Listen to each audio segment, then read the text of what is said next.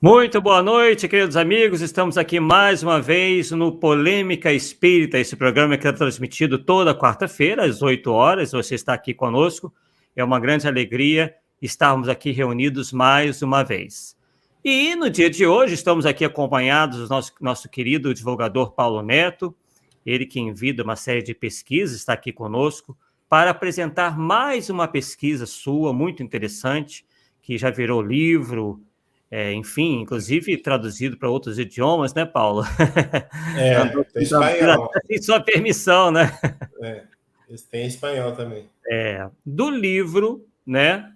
As Colônias Espirituais e a Codificação, não é isso? Isso. Pois é, que é justamente o título da live de hoje, o nosso estudo de hoje. E antes de passar a palavra ao Paulo, já agradecendo vocês, inclusive, aí pela presença, né? Deixa eu até dar uma olhadinha, ver quem está aqui com a gente. Nós temos aqui já a presença do Dinaldo Santos, que é de Carpina, em Pernambuco. Enfim, o pessoal está se achegando ainda. Bem, e antes de passar a palavra para o Paulo, né, nós gostaríamos de dizer que esse realmente tem sido um tema que tem sido objeto de muita polêmica, realmente, muita discussão no movimento espírita. Há aqueles que negam peremptoriamente, né, que possa existir qualquer coisa semelhante ao que se entende como colônia espiritual ou cidade espiritual. Aliás, há vários nomes, né, o Paulo vai citá-los, inclusive, cada um, né, uma série de termos para descrever praticamente a mesma coisa.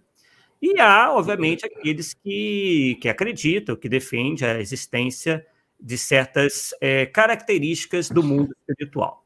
E o que o Paulo vai nos trazer hoje é objeto de uma pesquisa que não tem apenas base, né, na codificação e na própria Revista Espírita, uma série de outras literaturas, inclusive anteriores à literatura mediúnica brasileira. Por que eu digo isso e ressalto isso? Porque um dos argumentos que mais nós encontramos daqueles que negam, né, que dizem que é antidoutrinário essa questão das cidades espirituais, dizem que isso foi uma invenção, uma criação vinda através do médium Chico Xavier pelo espírito André Luiz. E que o Paulo, né, vai demonstrar aqui, dentre outras informações importantíssimas, não vai ficar só nesse aspecto. Inclusive, esse é um assunto que tem muitos aspectos e muita literatura a respeito, e vocês vão ver, poder notar aí a questão da concordância do ensino em relação a esse tema, principalmente em relação aos seus detalhes fundamentais. É bom dizer também, antes de passar a palavra para o Paulo, que nós não estamos chancelando absolutamente tudo que venha em termos de literatura mediúnica sobre o assunto. Mas estamos aí querendo que você, que mesmo que negue, né, que rechace ou que defenda a ideia, tenha mais elementos para que você verifique, né, que esse tema vai muito além da questão da literatura mediúnica mais recente no Brasil. Né? E o Paulo vai demonstrar isso muito claramente hoje. Então, o que eu peço é que você pacientemente assista a esse estudo de hoje, né, e para tirar as suas próprias conclusões. Ninguém, né, eu acredito que não seja uma posição saudável nós fecharmos questão sobre assunto nenhum sem nos aprofundarmos, sem lermos, sem pesquisarmos, né, e tudo mais. Essa é a verdadeira postura de qualquer espírita. Aquele espírito que simplesmente fechar questão sobre algo sem ter feito esse trabalho, infelizmente, no meu entender, eu acredito também no entender do Paulo, e principalmente do Allan Kardec, como ele vai demonstrar, não está sendo efetivamente, não está adotando efetivamente uma postura espírita. Né? Simplesmente está agindo de maneira dogmática, né? Coisa que não há espaço na nossa doutrina para tal. Bem, Paulo, então passo aí a palavra para você e vamos aí ao nosso estudo de hoje, agradecendo já ao pessoal que está chegando aí, que eu já vou mostrar para vocês. Então, boa noite a todos, boa noite, Arthur. Arthur, eu cada vez mais eu tenho a convicção que alguns temas que se fazem polêmica na doutrina espírita falta aprofundamento por parte dos opositores daquilo, né? Sim. Este é a questão da possessão é outro, o perispírito, né? Então, a gente observa. E aqui, como você teve uma ideia da minha pesquisa, você vai ver que, aliás, o público vai ver que a pesquisa é bem extensa. Eu não fiquei em só codificação. Sim. Eu abri o leque, fui, inclusive, nos ditos autores espíritas clássicos, e lá foi surpresa em cima de surpresa. Tá? Então, vocês vão ver, nós vamos mostrar isso tudo para vocês. Obviamente que sempre mantemos aquela intenção, não somos daqueles que têm a intenção de obrigar a todo mundo a acreditar naquilo que acredita, só que nós oferecemos os elementos que muitas vezes as pessoas não têm a possibilidade de juntar tanto livro para pesquisar um certo assunto. Eu tenho uma biblioteca aqui, não sei se eu já cheguei a te falar, Arthur, mas eu calculo que deve ter uns 2.000 livros, porque eu fico perdido no meio de tanto livro. Né? E, além disso, a gente tem muito livro em PDF, e o livro em PDF é uma facilidade muito grande de você pesquisar. Você põe a palavra-chave. Então, hoje, a pesquisa em si, nossa, é muito fácil. Né? Então, o que a gente observa é isso. Embora fácil, as pessoas não se aprofundam no tema, só fica lá, não vou pegar só o que Kardec fala. Não é por aí. E nós vamos mostrar. Não, e o que é pior, se fosse, Paulo, aquilo que Kardec fala, tudo bem. O problema é que, geralmente, o que se encontra na codificação, e você vai demonstrar isso hoje, é retirado do contexto. Sim. As pessoas se esquecem que, para você interpretar alguma coisa, você tem que ver em que contexto aquilo foi dito. E a gente tem percebido nos debates que, e você vai demonstrar isso, que esses ensinos dos espíritos têm sido retirados desse contexto completamente para defender um mundo espiritual praticamente inexistente. Né? Um mundo espiritual onde os espíritos, todos eles, ficam se acotovelando aqui ao nosso lado o tempo inteiro, né? E até eu brinco, né? Cheguei a brincar. Poxa, então quer dizer que o Jesus fica esbarrando com Hitler, o Stalin fica esbarrando com Francisco de Assis, porque está todo mundo junto e misturado, né? É a coisa mais engraçada do mundo. Mas vamos lá. Vamos lá. A nossa frase inicial é de Kardec, para variar, né? Se só devêssemos acreditar no que viram os nossos olhos, nossas convicções se reduziriam a bem pouca coisa. Bom, nós vamos desenvolver o tema em tópicos. Vamos fazer uma breve introdução. Depois nós vamos falar do mundo visível, que nos é invisível, e acredito até que vai ser uma surpresa para muita gente, porque o foco que eu vou trabalhar, aparentemente não tem nada a ver com o tema, mas tem tudo a ver, né? Não vou falar um pouco da vida espírita e a questão dos espíritos errantes e os mundos transitórios, das ocupações dos espíritos, penas e gozos futuros, e finalmente vamos trazer alguma coisa sobre as colônias espirituais. Tá? Entendendo o seguinte, que as colônias espirituais que a gente vai trabalhar é mais no sentido de construções. Nós não vamos dizer assim, para ficar bem claro, nós não estamos referendando o nosso lar, tal qual o André Luiz descreveu. Não. Mas que existem construções, sim. Esse é o ponto. Tá? Ok? Então, vamos lá. Breve introdução. Nós temos uma turma que a gente chama de bibliólatras. O que turma é essa? É a turma da Bíblia disse. Então, se a Bíblia disse, eles aceitam. Se a Bíblia não disse, eles não aceitam. Exatamente. O pior, isso mostra um dogmatismo, uma mente fechada, que não dá para entender. Né? Porque a gente vê na Bíblia alguns textos que não bate, já vê que é lenda, vê que é incoerente, e os caras aceitam. Por exemplo, a reencarnação está lá de forma, pelo menos para mim, de forma clara. Embora, mas como não tem a palavra reencarnação, eles não acreditam. Deu para entender como é que é a linha deles?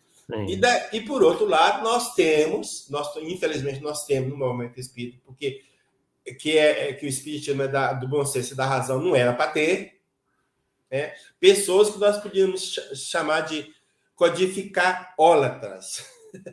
Ou seja, está na codificação, aceito, não está no aceito. É muito por aí, infelizmente. Tá? Eu falo isso assim, sentindo no coração, né, essa posição desse pessoal. Né?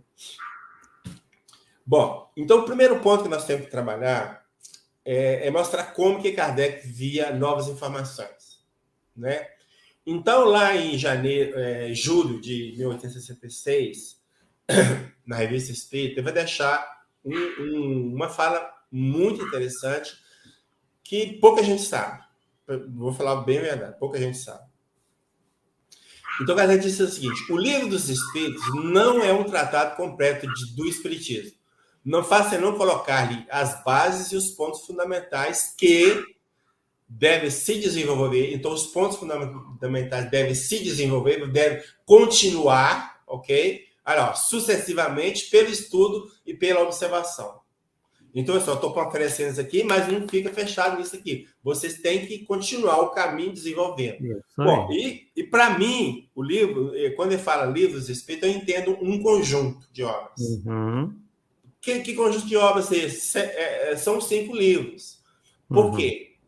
Nós temos aí o livro dos Espíritos, que é dividido em 4 partes, ou 4 livros, dependendo da tradução, e cada parte mereceu de Kardec um detalhamento. Embora o livro Agenda tenha um pouco de outras coisas, mas no grosso, né, no grosso da obra é mais ou menos o seguinte. Então, a primeira parte do livro dos Espíritos, que é as causas primeiras, ele vai tratar no livro A Gênese. A segunda parte, que do mundo do Espírito é o mundo dos Espíritos, vai tratar no livro dos Médiuns. Da terceira parte, das leis morais, vai tratar no Evangelho segundo o Espiritismo. E a quarta parte, das esperanças e consolações, no livro Céu e Inferno. Então, se o livro dos Espíritos não é completo, eu entendo que essa ramificação não é completa ainda também, ou seja, está passível de novas coisas. Isso, pelo menos para mim, fica claro. Né? Bom, setembro de 1865, diz o seguinte, Kardec: não é, evidentemente, senão sobre os fatos que se pode assentar uma teoria sólida. Fora disso, não há senão opiniões e sistemas. Então, Kardec, a gente vai observar, principalmente na Revista Espírita, que ele era o homem dos fatos. Então, os fatos apontaram para aquele lado, ele aceita. Se os fatos não apontar, não aceita. Se esses fatos que ele está vendo é contrário ao que ele já tem sobre o tema, ele muda de pensamento. Tem que ser assim. Então, olha como é que fecha aqui. Ó. Os fatos são argumentos sem réplicas, dos quais é preciso ser dotado de aceitar as consequências quando constatados. Ou seja, quando provou o fato, então tem que aceitar. Uhum. Né? E é dentro desse aspecto que nós vamos trazer o nosso tema. Vamos apresentar fatos, um punhado de fatos que tem por aí. Então, foi esse princípio que serviu de base à doutrina espírita e é o que nos leva a dizer que é uma ciência de observação. Paulo, seria impossível Kardec ter se aprofundado em todos os assuntos. E como é uma ciência, a ciência sempre tem um caráter progressivo. Ela não ficou parada lá no século XIX com Kardec. Claro que Kardec fez um trabalho gigantesco, sim, mas ele não poderia, né, antecipar coisas futuras, né? E nem teve tempo também de se aprofundar em alguns desses pontos. Aí, mais uma vez, aqui na Revista Espírita de 1867, o Espiritismo não disse ainda a última palavra. Ó, nós estamos em 67, cara. Daí a 2 anos ele desencarna. Muito longe disso. Não mais sobre as coisas físicas do que sobre as coisas espirituais. Muitas das descobertas serão fruto de observações ulteriores. Ué, peraí. Então tá falando que no futuro não vou descobrir mais coisas? Sim, beleza, tá falando isso. Mas como é que nós vamos colocar essas mais coisas na doutrina espírita se todo mundo tá fechando? Uhum. Tá? Mas ele vai estabelecer o critério, nós vamos falar do critério para colocar, tá? Então o Espiritismo não fez, de algumas sortes, até o presente, senão colocar os primeiros degraus de uma ciência, cuja importância é desconhecida. Então está no início. Com a ajuda do que já descobriu, ele abre àqueles que virão depois de nós o caminho das investigações numa ordem especial de ideias. Então ele está falando assim, ó, quem vem depois de mim, com o que eu fiz, vai ampliar. Aí eu volto a perguntar, como que nós vamos ampliar se vocês fecharem a porta? O Espiritismo não aceita nada, é Kardec, só Kardec. não tem jeito, né? Essas pessoas acham que agradam, né, que poderiam agradar Kardec tendo essa posição, e é justamente uma posição que ele nunca defendeu. Nunca defendeu. Então, eles ficam vestindo a camisa de Kardec, mas adotando uma postura dogmática, fechada, até mesmo, em alguns casos, fanatizadas, coisa, como eu disse anteriormente, logo no início, não é uma postura de espíritas, nem do espiritismo. Aí, ó, não procede se não por observações e deduções. Nas observações ele vê os fatos. Dos fatos eles fazem a dedução, né? Aí, ó, se um fato é constatado e diz que ele deve ter uma causa e que esta causa não pode ser senão natural, e então ele a procura. Então, se tem uma causa natural, vou atrás dessa causa, né? Na falta de uma demonstração categórica, pode dar uma hipótese, mas até a confirmação não a dá senão como hipótese, ou seja, como uma coisa provável. Não fecha a questão ainda. E não como uma verdade absoluta. Então, essa revelação, isso aqui, pode ser, pode não ser, vamos aguardar. É mais ou menos por aí, né? Aguardar o quê? O controle, que nós vamos falar, né? Aí, 68. Essa, se não me engano, é a última que eu apresento. Se bem que o Espiritismo não haja dito ainda a última palavra sobre todos os pontos, e quem está falando é ele, não sou eu. Ele não falou sobre tudo, e nós estamos entendendo que falou, ou alguns de nós estão entendendo que falou, é suscetível, no entanto, de receber todos os desenvolvimentos que as circunstâncias ulteriores comportarem, e dando toda a segurança àqueles que se perguntam quem lhe tomará as rédeas depois de nós. Então, Kardec deixa campo aberto para novas informações, novas revelações, novas descobertas e por aí afora. Não fechou questão em absolutamente nada. Inclusive, tem uma passagem, não sei onde, que ele fala assim, mas que está na agência. O dia que a ciência provar que estou errado num ponto, larga esse ponto e abraça a ciência. Isso é por quê? A doutrina espírita é progressiva, o conhecimento da doutrina é progressivo. Com base no que se tem, vai ampliando. É isso que falou. Tudo que falou aqui é em cima disso. Os fatos, né? Bom. Então, em nenhum lugar Kardec estabeleceu um número líquido e certo de médios espíritos para que se possa considerar como exercido o controle universal do ensinamento dos espíritos. Porém, aponta as condições imprescindíveis para tal empreendimento.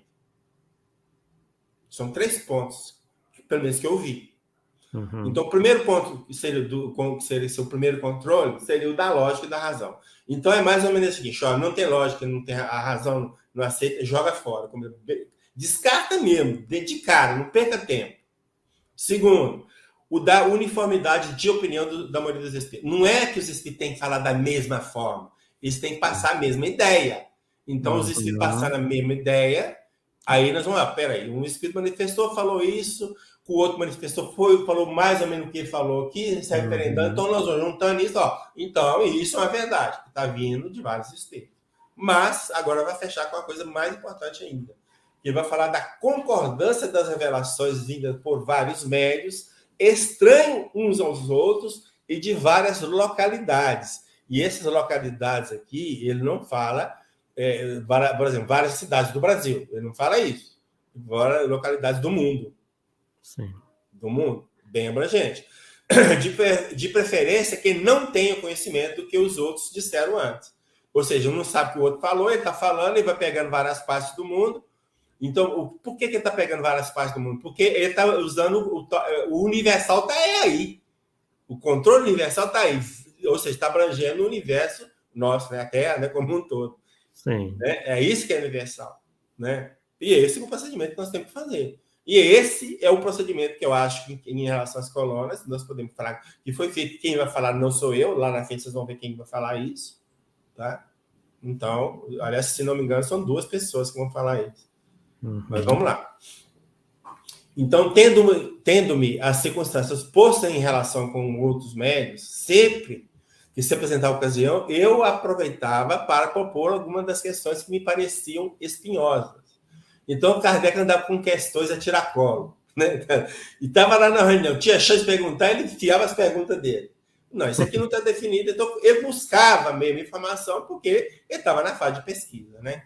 Então, olha o que ele fala. Foi assim que mais de 10 médiums prestaram concurso a esse trabalho. Que trabalho que ele está falando? Ele está falando da primeira edição de O Livro dos Espíritos.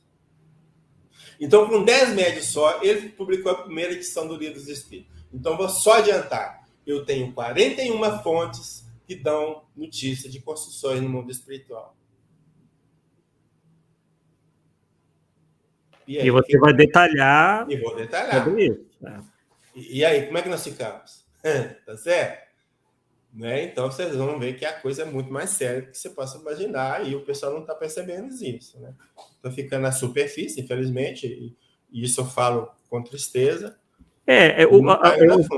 Eu verifico que muita gente tem uma aversão, né, ou um medo, um temor de cair no misticismo. Então, tudo aquilo que pareça para essas pessoas algo místico, elas já rechaçam pelo medo de estarem sendo enganadas. Isso é um temor exagerado demais, né?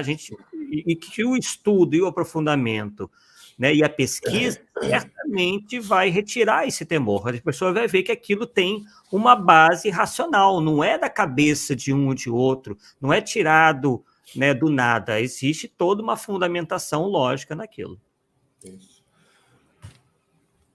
Isso. Aí vem Hermínio de Miranda.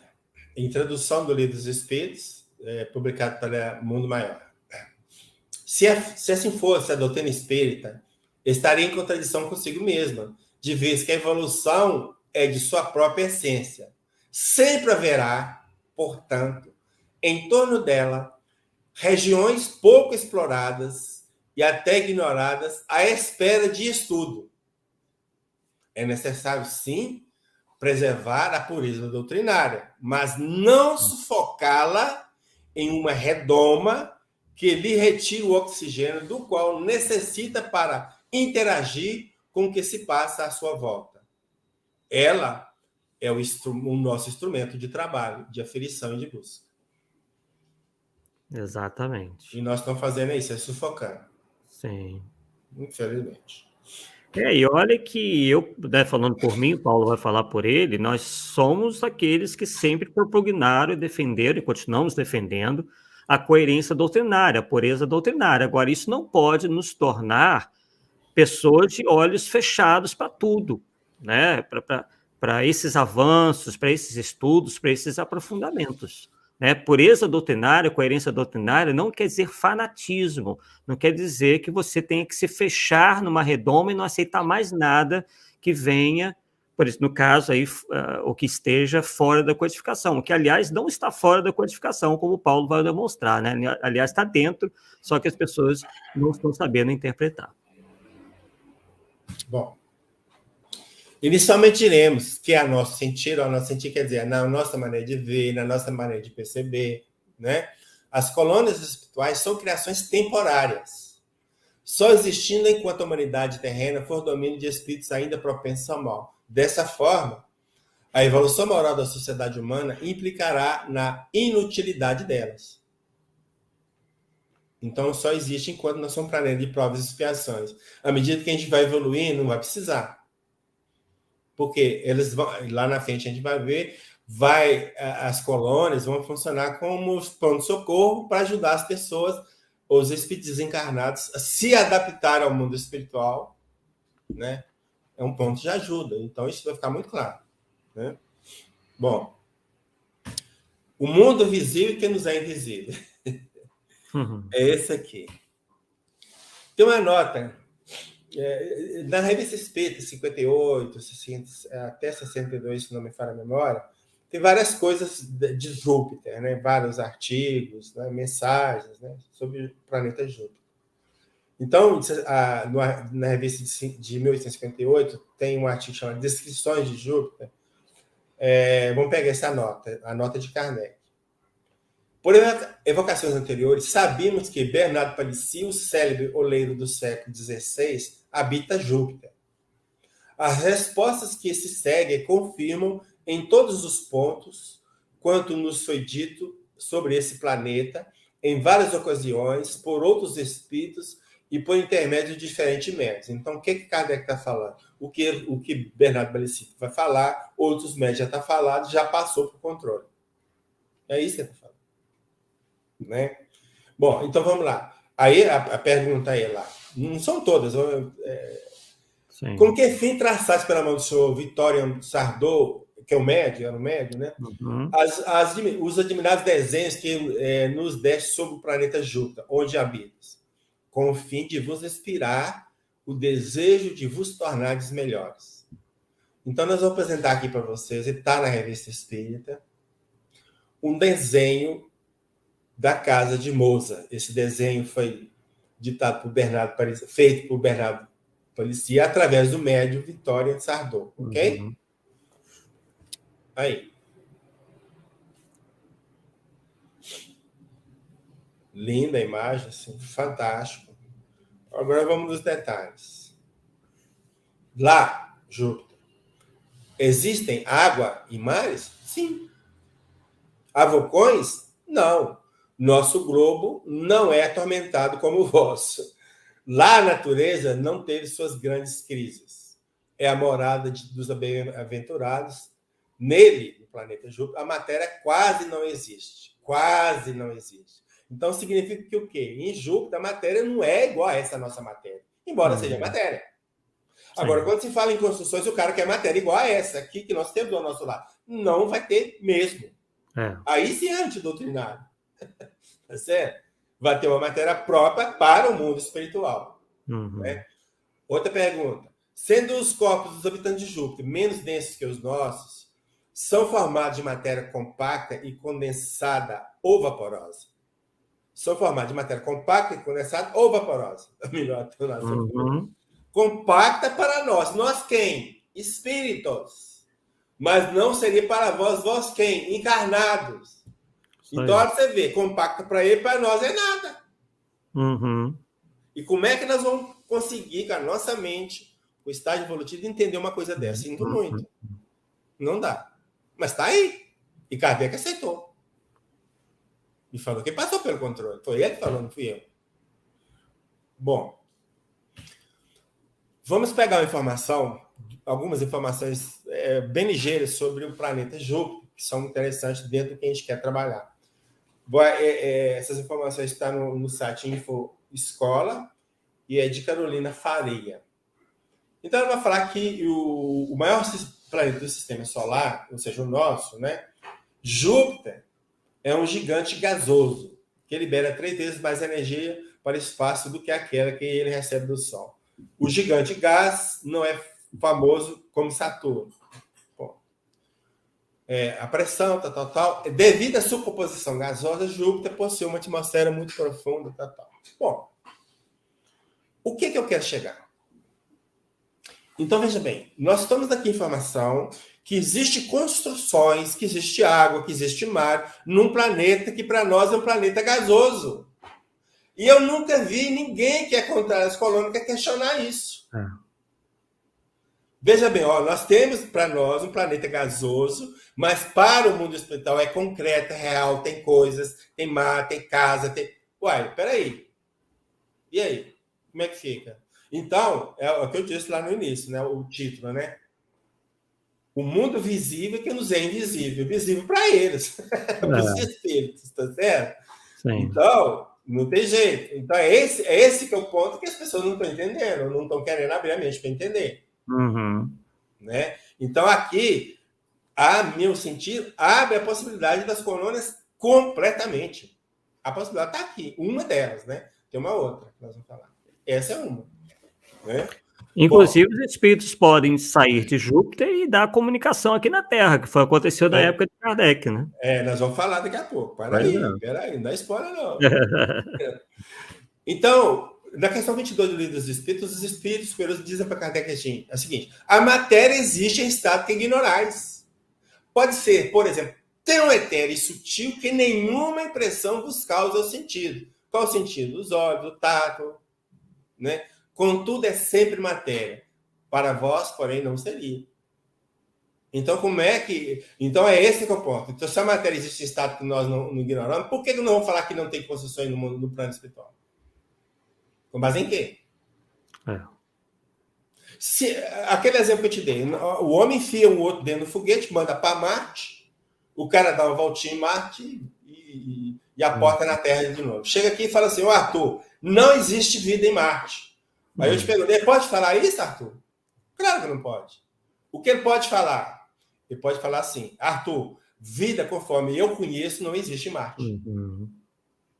Aí sim, porque a referência que ele tem é essa. Então essa referência não vai achar em Marte. Mas não quer dizer que lá não possa existir matéria em vibração diferente que ele não possa perceber com sentido, igual está falando aqui. Então, não podemos, na verdade, não podemos fechar a questão em nada. Nós temos. Pode, pessoal, isso é uma hipótese interessante. Bom, mas fechar a questão que não existe, aí sinto muito.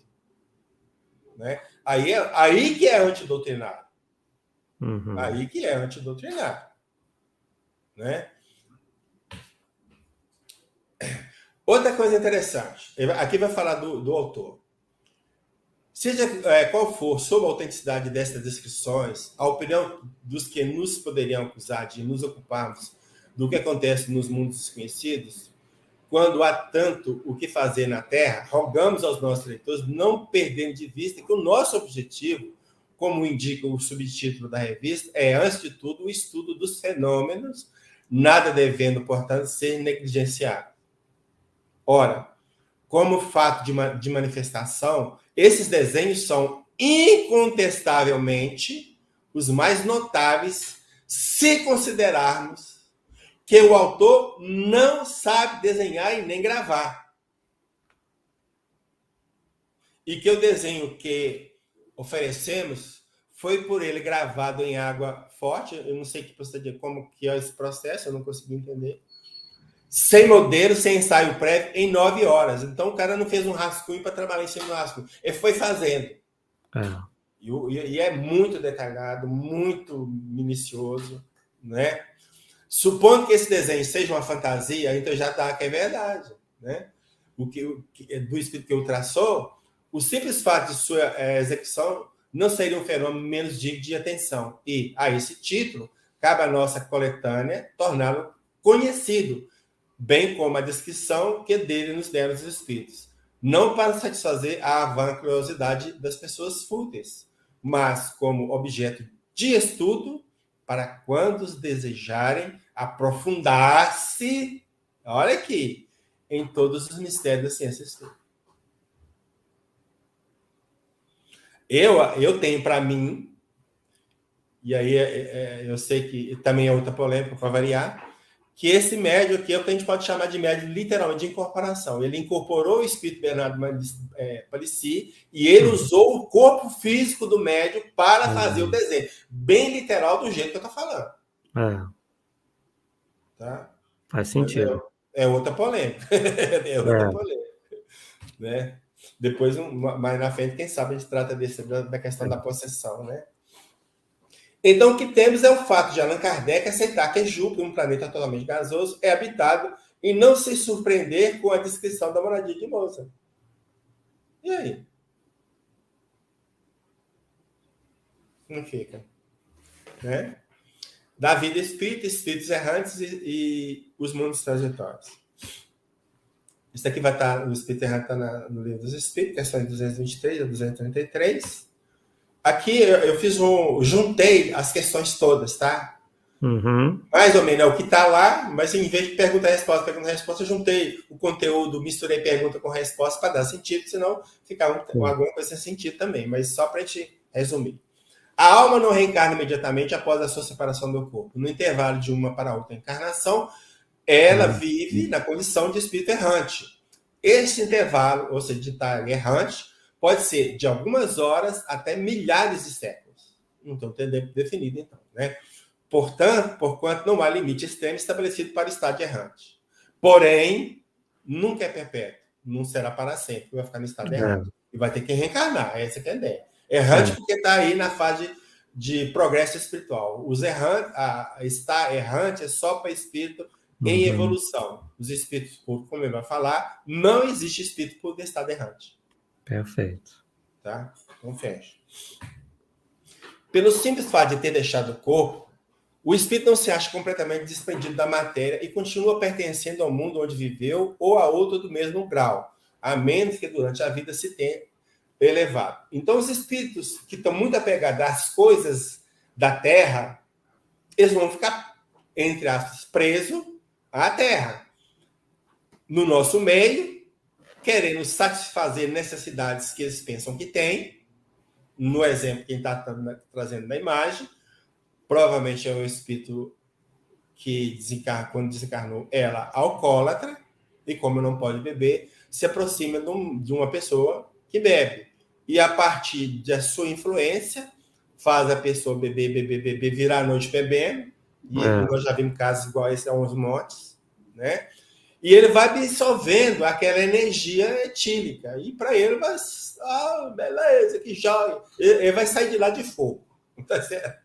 Essa que é a impressão. Tá? Então, nós somos influenciados assim, milhares de vezes por atitudes dessas aí, que a gente não percebe. Tá? Infelizmente, a gente não percebe. Bom, aqui nós temos um expoente da doutrina espírita, que foi um livro que publicou o livro em 1932 com o título A Vida do Outro Mundo, que é Caibá Chuta. Caibá Chuta foi o fundador do jornal Clarim, que existe até hoje, e a Revista Internacional do Espiritismo também, que existe até hoje. Então, o cara é sumidade em termos de doutrina. Né? Então, vamos ver o que fala nesse livro A Vida no Outro Mundo. No outro mundo, como neste, existem planos de existências, mundos superpostos uns acima dos outros, constituem uma espécie de escada de perfeição. Isso aqui que ele está falando vai dar muito uma ideia de esferas que a gente vai ver sendo citada para frente. Às vezes a esfera tem relação com mundos mesmo, e às vezes as esferas são vamos dizer, seriam faixas vibratórias que retêm os espíritos que têm a evolução de acordo com aquela faixa. Os espíritos são agrupados, por simpatia, então mais ou menos por aí. E um pouquinho à frente vai falar o seguinte: o primeiro plano do mundo espiritual é bem parecido com o plano que vivemos, o plano terrestre. É bem parecido. Olha, então vamos lá. A isca que a gente tem de colônia, que não está num plano próximo, as construções, não é bem parecido? Olha aí, né? Pode dizer que o nosso... Olha o que eu vou falar. Pode-se dizer que o nosso plano de vida aqui, na Terra, é uma cópia materializada do primeiro plano da vida espírita. E não vai ser só ele que vai falar isso aqui, não. Nós vamos ver mais pessoas falando isso aqui. E ele disse isso no início do século XX, né? Antes de André Luiz, foi em 1932. Pois é. E antes de qualquer obra de Chico, para ficar bem claro. Tá é muito importante. Qualquer obra de Chico. Tá? Aí. Bom, então aqui o que nós temos? Nós temos uma lista das 20 primeiras obras de Chico, por ordem cronológica. Então, a primeira que nós queremos destacar é Cartas de uma Morta.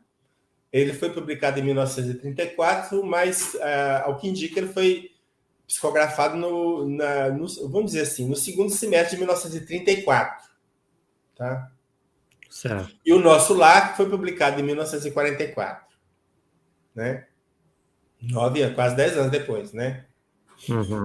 Bom, então, vamos ver. Então, vamos no primeiro. Em Cartas de uma Morta, publicado em 1935, como eu disse, psicografia de Chico, ditada em 1934, aí, né, final. Então, vamos ver o que a Maria João de Deus, que era a mãe do Chico, disse.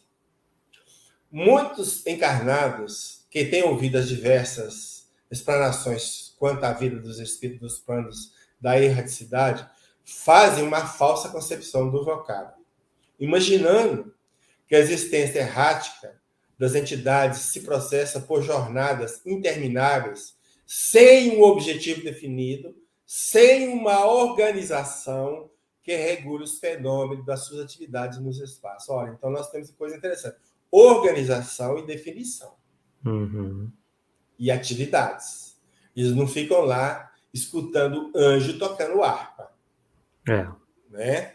Continua Maria João de Deus. Essa maneira de encarar a questão não é verdadeira, pois a vida no além decorre em um ambiente que, pelas suas características fluídicas, escapam à vossa compreensão. Já está dando o tiro de misericórdia de nós aqui. Ó. Vocês não vão nem entender. Se eu falar, não adianta, vocês não vão entender. Né? já que dentro do nosso meio de matéria muito condensada, vos faltam as leis da analogia para que possais estabelecer uma comparação. Então, você não vai entender porque você não tem nada aí que eu posso falar. Ó, isso aqui parece aquilo que vocês entendem. Continua. A Terra é o centro, isto é, a sede de grande número de esferas espirituais que a rodeiam de maneira concêntrica. Então, esferas aqui estão como faixas vibracionais, né? Não posso precisar o número dessas esferas, porque elas se alongam até um limite que a minha compreensão, por enquanto, não pode alcançar. Quanto mais evoluído o ser, mais elevada será a sua habitação. Opa, habitação? Habitação? O que é habitação? Questões físicas. Não é? Até alcançar o ponto em que essas esferas se interpenetram com as de outros mundos mais perfeitos. Bom.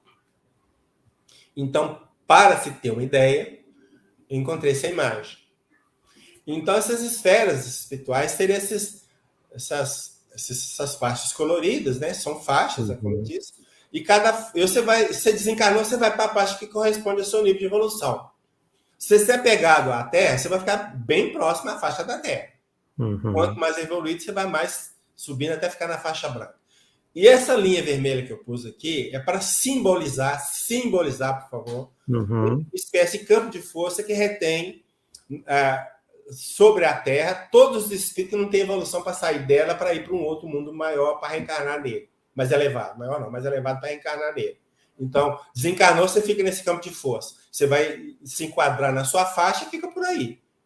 Ah, não, já tem evolução, você sai desse campo de força da Terra, entre aspas, e cai no campo de força do outro planeta que você vai encarnar. E a vida continua, tá certo? E aí, sucessivamente. Então, essa é a ideia que a gente passou a ter a respeito disso aí. Bom, mundos transitórios. Agora, questões 234 e 236 são duas questões só, 3, aliás, né? São a sequência daquelas outras dos espíritos errantes. Então, vamos na classificação dos mundos. Se eu perguntar a vocês como os mundos são classificados, fatalmente vocês vão me responder assim. Mundos primitivos, mundos de expiação e provas e expiações, mundos regeneradores, mundos felizes, mundos celestes ou divinos. Entretanto, ela carece, está faltando alguma coisa.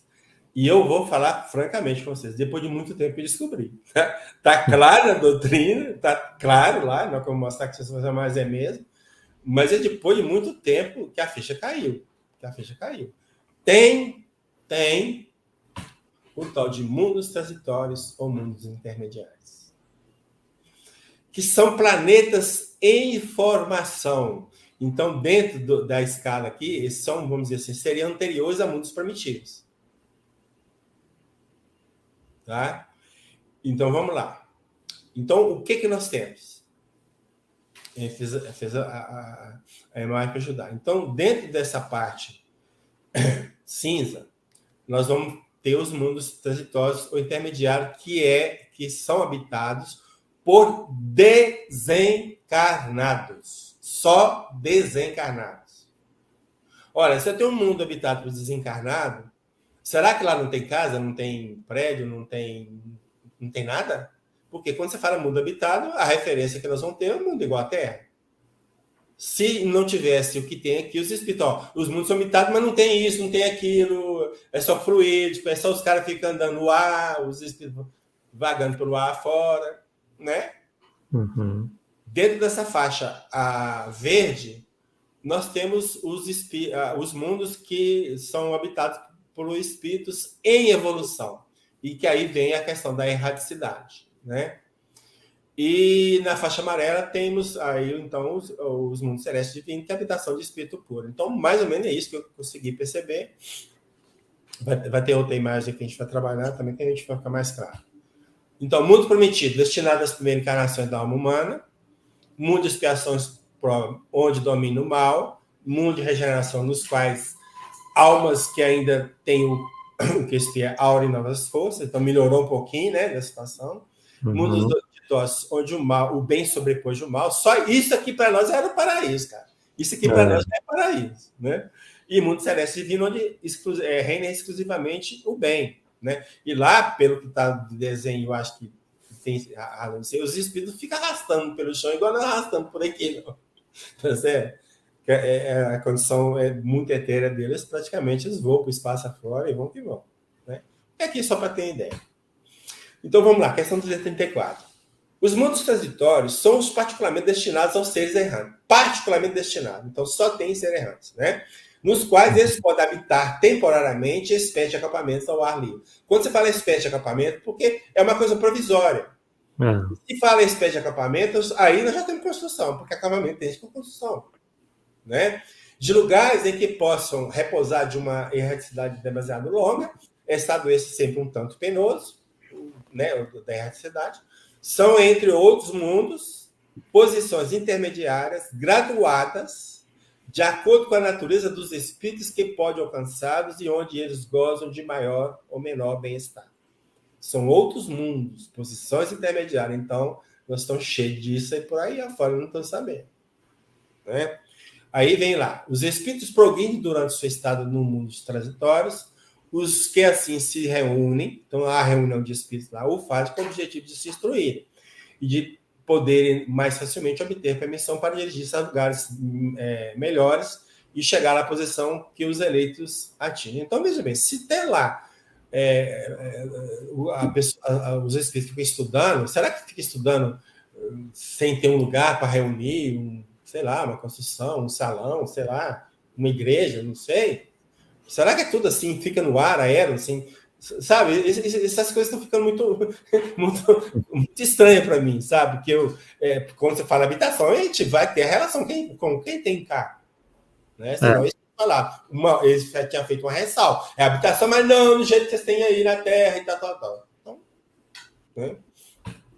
Os mundos transitórios não se conservam perpetuamente destinados aos espíritos errantes. Sua posição é apenas temporária. Por quê? São planetas em formação. Então, estar em formação, uma hora eles estão formados, então saem daquela condição.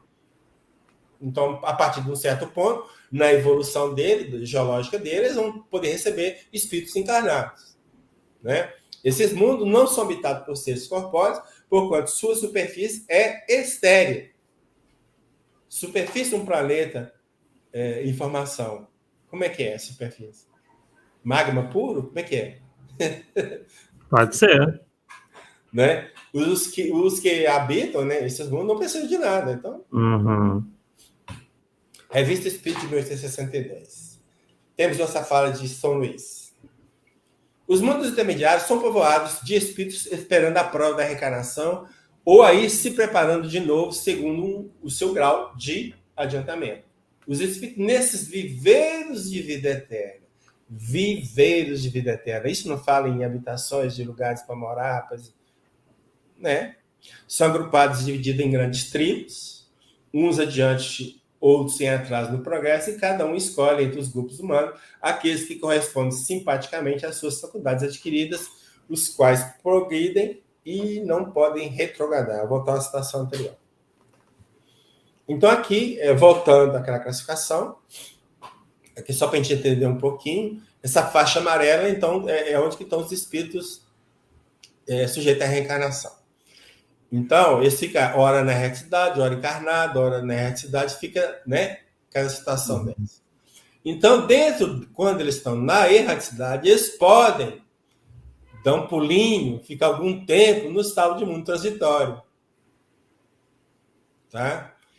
Ok? Por quê? Porque lá é ponto de repouso aos espíritos errantes, só desencarnados. Aqui nós temos essa faixa do mundo celeste divino, que é a vida espiritual, é o estado definitivo do espírito puro. E aqui eu coloquei setas desses espíritos podendo vir aos mundos inferiores para ajudá-los na evolução. Um exemplo clássico é Jesus, que veio no mundo de prova de expiação para ajudar a nossa evolução, para não ir muito longe.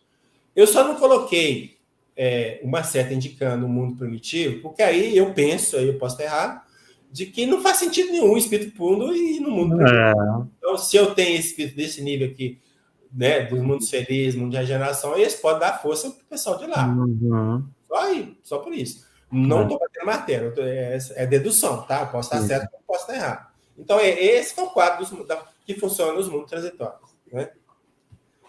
Ocupação dos espíritos. Então, nós vamos descobrir que os espíritos não ficam ouvindo anjos tocando harpa. Esse trabalho. Aí o cara fala assim, não, rapaz, não que eu morrer, eu vou descansar. Descansar que nada, cara. Lá trabalhei muito. Só que o trabalho né, é todo praticamente intelectual, vamos dizer assim. Então, no artigo Confissão de Voltaire, publicado na revista Espírita de 1859, Allan Kardec justifica dizendo que essa confissão, apresenta um lado eminentemente instrutivo do ponto de vista espírita. Um trecho da fala de Voltaire. Foi, eu digo, zombador e desconfiado que abordei o mundo espírita. Então, voltou para todo ressabiado, né? Primeiro fui conduzido para longe das habitações dos espíritos. Longe das habitações dos espíritos? Então tem habitação lá, é isso? E percorreu um espaço imenso. Então, um espaço. Então, os espíritos não estão agarrados na Terra, estão pelo espaço afora. Sim. E esses espaços, é aquilo que eu disse, que talvez esses espaços estão aquelas faixas, as esferas, que são as faixas vibracionais. Uhum. Né? Em seguida, me foi permitido lançar os olhos sobre as construções maravilhosas das moradas espíritas. E, com efeito, elas me parecem surpreendentes. Fui impelido aqui e ali, por uma força irresistível. Foi isso contra a vontade dele. Foi levado. Então, quem diz que não existem essas descrições nas obras de Kardec, parece que está desconhecendo, né? Porque está bem claro aí, você vai mostrar, inclusive, algumas outras. Sim.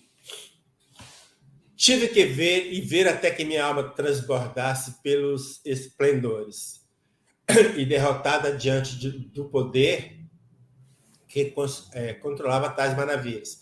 Enfim, quis me esconder e me agachar no oco das rochas, mas não pude. Segue-se, né, essa coisa, alguns comentários de Allan Kardec, dos quais destacamos esse trecho, só pequenininho. Nunca, talvez, um quadro mais grandioso, mais impressionante foi dado do mundo espírita e das influências das ideias terrestres sobre as ideias do além-túmulo.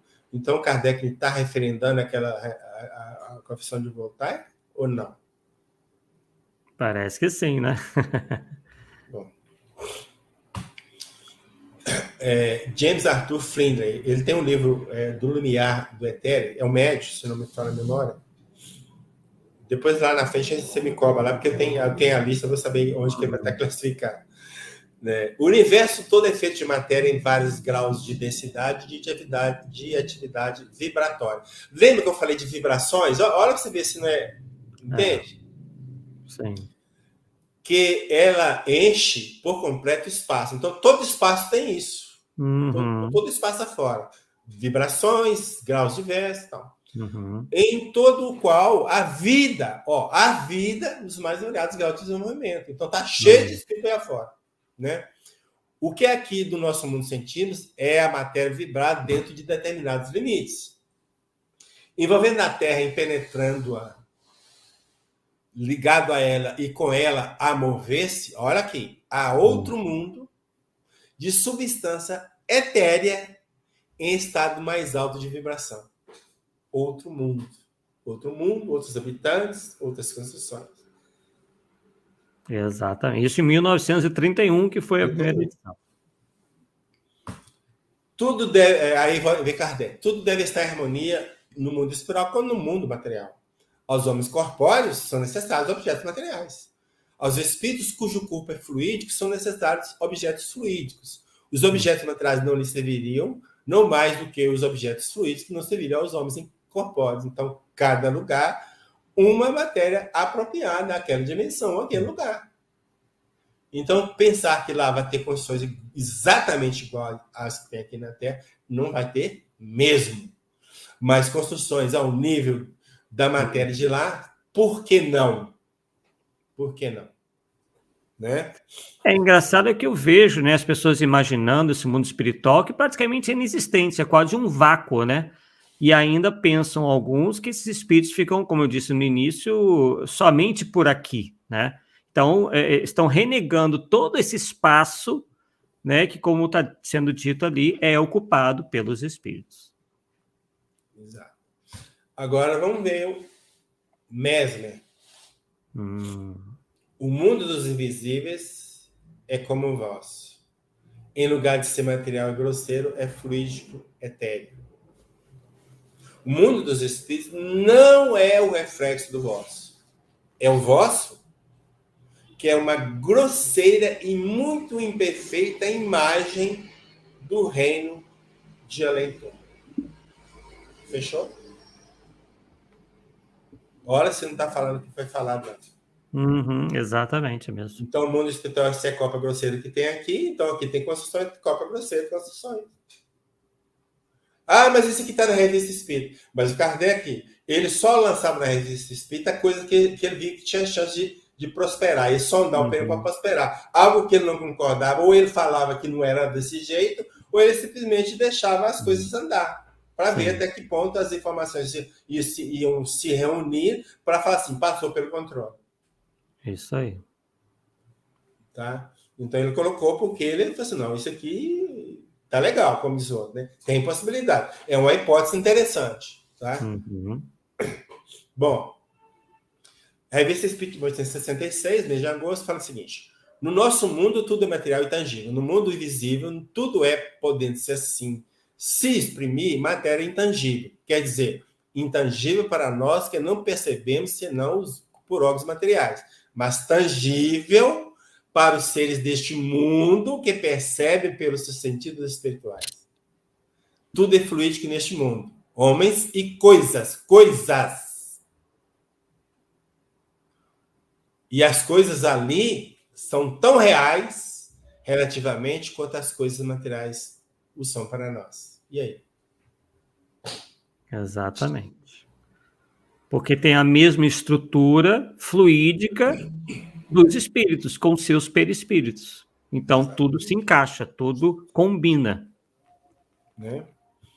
Os espíritos concorrem para a harmonia do universo, executando as vontades de Deus, de quem são ministros. A vida espiritual é uma ocupação contínua, mas que nada tem de penosa, como a vida da Terra. Por quê? Não existe fadiga corporal. Você não cansa o corpo, né? Nem as angústias das necessidades. A vida espiritual é, com efeito, a verdadeira vida e a vida normal dos espíritos, sendo-lhes transitória e passageira a existência terrestre, espécie de morte, se comparado ao esplendor e à atividade da outra vida, a espiritual. Espiritual.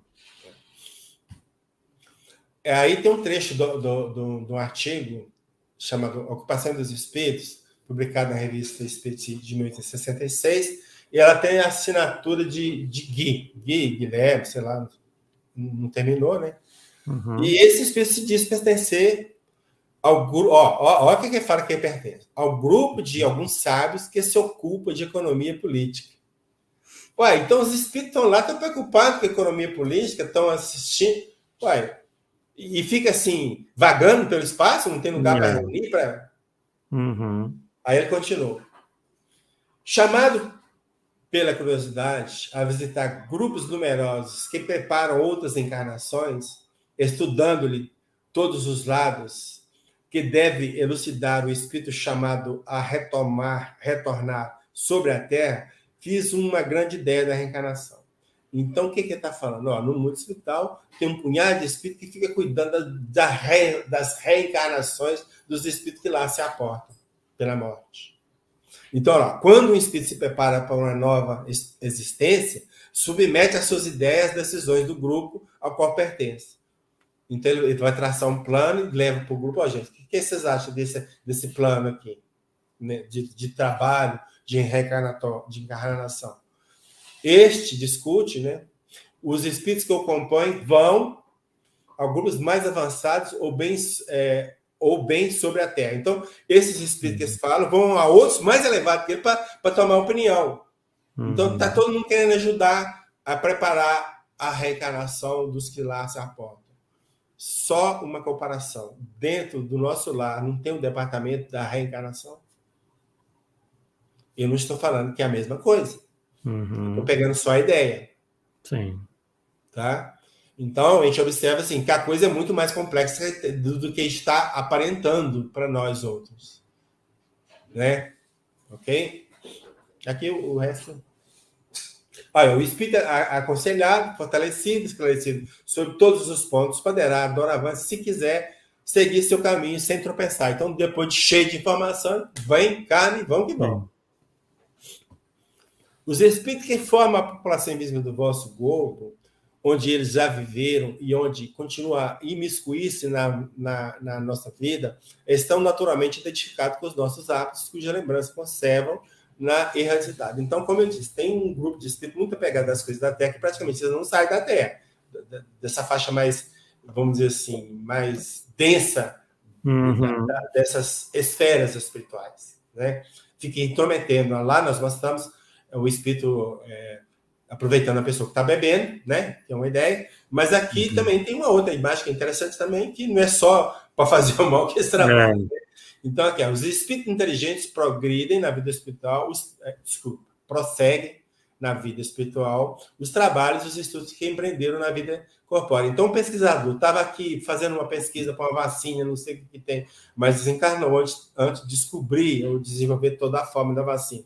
Então, o que ele vai fazer? Tem um outro que vai substituir, que vai continuar com a pesquisa, e lá do mundo espiritual vai ajudar esse encarnado a descobrir, vai influenciar na mente, ter ideias e intuí-lo e vai afora. Então é trabalho. Então os mundos estão ligados um com o outro, não tem como separar, né? A permanência na erraticidade pode ser prolongada a critério do espírito a fim de continuar estudos que só podem ser efetuados com proveito na condição de espírito livre. Ora, os caras ficam estudando lá, analisando, e isso vagando pelo espaço, sem nada, sem um lugar para descansar, entre aspas, né? Entre aspas, senão vai falar que, né? No estado errante, o espírito pode melhorar muito, claro. Então aprende lá, né? Isso é interessante. Sempre conforme a sua vontade e o seu desejo, mas é na existência corporal que põe em prática as novas ideias que adquiriu. Então, vamos dizer que, dentro do que foi falado, algumas coisas que foi falado no nosso lá, não fecha com isso aqui, não, gente? Não fecha dentro do que nós vimos lá? E olha que, eu já falei uma vez até com o Arthur, o livro Nosso Lar, eu não recomendo para quem está adentrando no espiritismo, senão vocês estão viajando na maionese. O livro Nosso Lar é para quem já tem conhecimento mais sólido do espiritismo, cara. Não dá. Assim, até para separar, né? O que dá para aceitar ou não. Aceitar, né? Ou não. Então, a natureza das ocupações dos espíritos de ordem mais elevada é receber diretamente as ordens de Deus, transmiti-las ao universo inteiro e velar por suas execuções. Então, os espíritos puros, eles trabalham, cara. Direto. Não fica à toa, não. Aí vem, os espíritos imperfeitos, inferiores e imperfeitos também desempenham função útil no universo. Todos têm deveres a cumprir. Ninguém fica parado. Né? O menos qualificado dos pedreiros não concorre para a construção do edifício tanto quanto o arquiteto? Está aí. Né? E aqui nós vamos passar algumas coisas que nós descobrimos nas obras como um todo, nas obras que nós lemos. Não foi que só pegamos o livro de André Luiz e copiamos de lá, mas tem muita coisa que fala lá, da André Luiz está aqui, tá? Mas foi das obras variadas, não foi, né? Os espíritos fazem então o quê? Auxílio a parentes, amigos e até desconhecidos na adaptação à vida do mundo espiritual.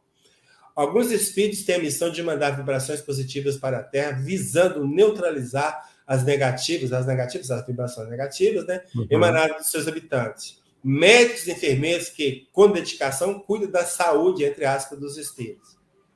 Fora aqueles médicos e enfermeiros que influenciam os médicos e enfermeiros encarnados para fazer um bom trabalho, uma boa operação.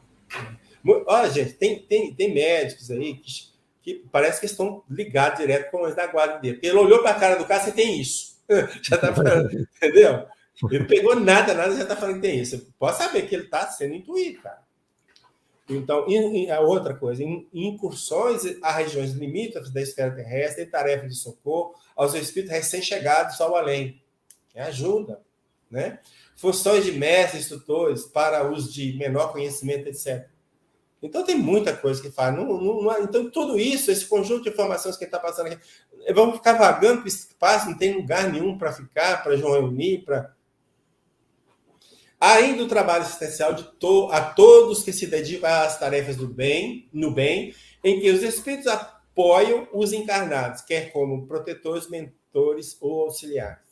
Todas as instituições que realizam serviço no bem, sejam espíritas ou não, e aqui na instituição da Terra, nós estamos falando, têm os seus mentores que formam a equipe de trabalho em sintonia com as tarefas nelas desenvolvidas, né? A Sociedade Espírita de Paris, por exemplo, na qual Allan Kardec exerceu a presidência, o mentor ou o protetor era o Espírito São Luís, que participou ativamente do processo de elaboração da codificação. E o detalhe, São Luís era habitante de Júpiter. E está literalmente na Revista Espírita, não sou eu que falo, está lá. Né? Então você vê que... Aí vem aquele lá que eu falei, que os espíritos mais bonitos não ajudam os outros, olha, naquela imagem, olha aí. Tudo está batendo, né? Então, São Luís, foi o Luís IX, né? Viveu de 1214 a 1270, foi o rei da França de 1226 até a sua morte. É um santo da Igreja Católica. Então, pessoal, para gente ter... Lá na Sociedade Espírita de Paris tinha uma estatueta de São Luís. E aí eles falam que no centro espírita não pode ter imagem. Mas como que Kardec tinha imagem? A questão de como você trata a imagem, cara. Claro. É isso. Não é a imagem em si que é o problema. É de como você trata. Só isso. Aí você está aqui valorizando, prestando homenagem. Por que não? Nada a ver, né? É igual esse quadro aqui atrás. Eu não faço reverência ao quadro todo dia. Ele está aqui apenas como uma... Né? Ninguém está idolatrando o quadro. Aqui nós temos o reverendo Jorge Vale Warren. Ele publicou esse livro, A Vida Além do Véu. Eu esqueci de novo colocar a data, mas eu acho que lá na frente eu tenho. Eu tenho a data dessa obra. Então, lá, nessa obra, nós destacamos, aqui é só específico dessa obra, um salão de música, um teatro de ópera, bibliotecas, passeios pelas colônias e localidades circunvizinhas, visita a amigos, parentes, instrutores, etc.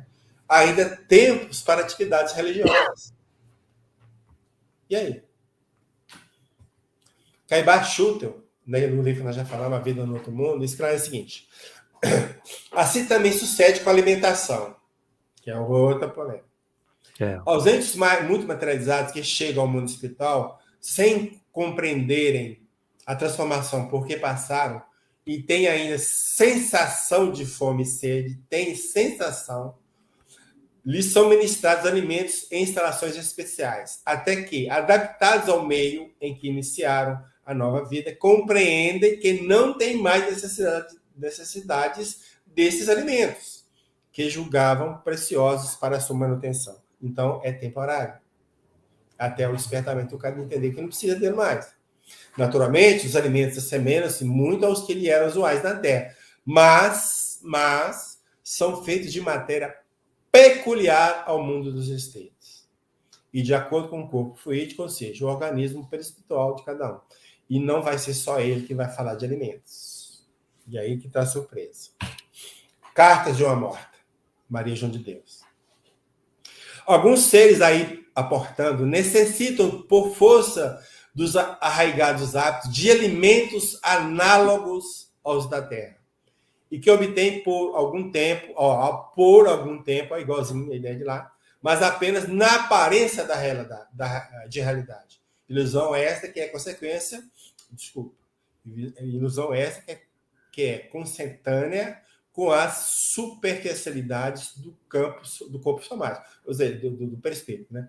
Até que se acostume com as novas modalidades de sua existência. Depois que acostumou, não tem mais nada. Exatamente o que falou lá. Exatamente.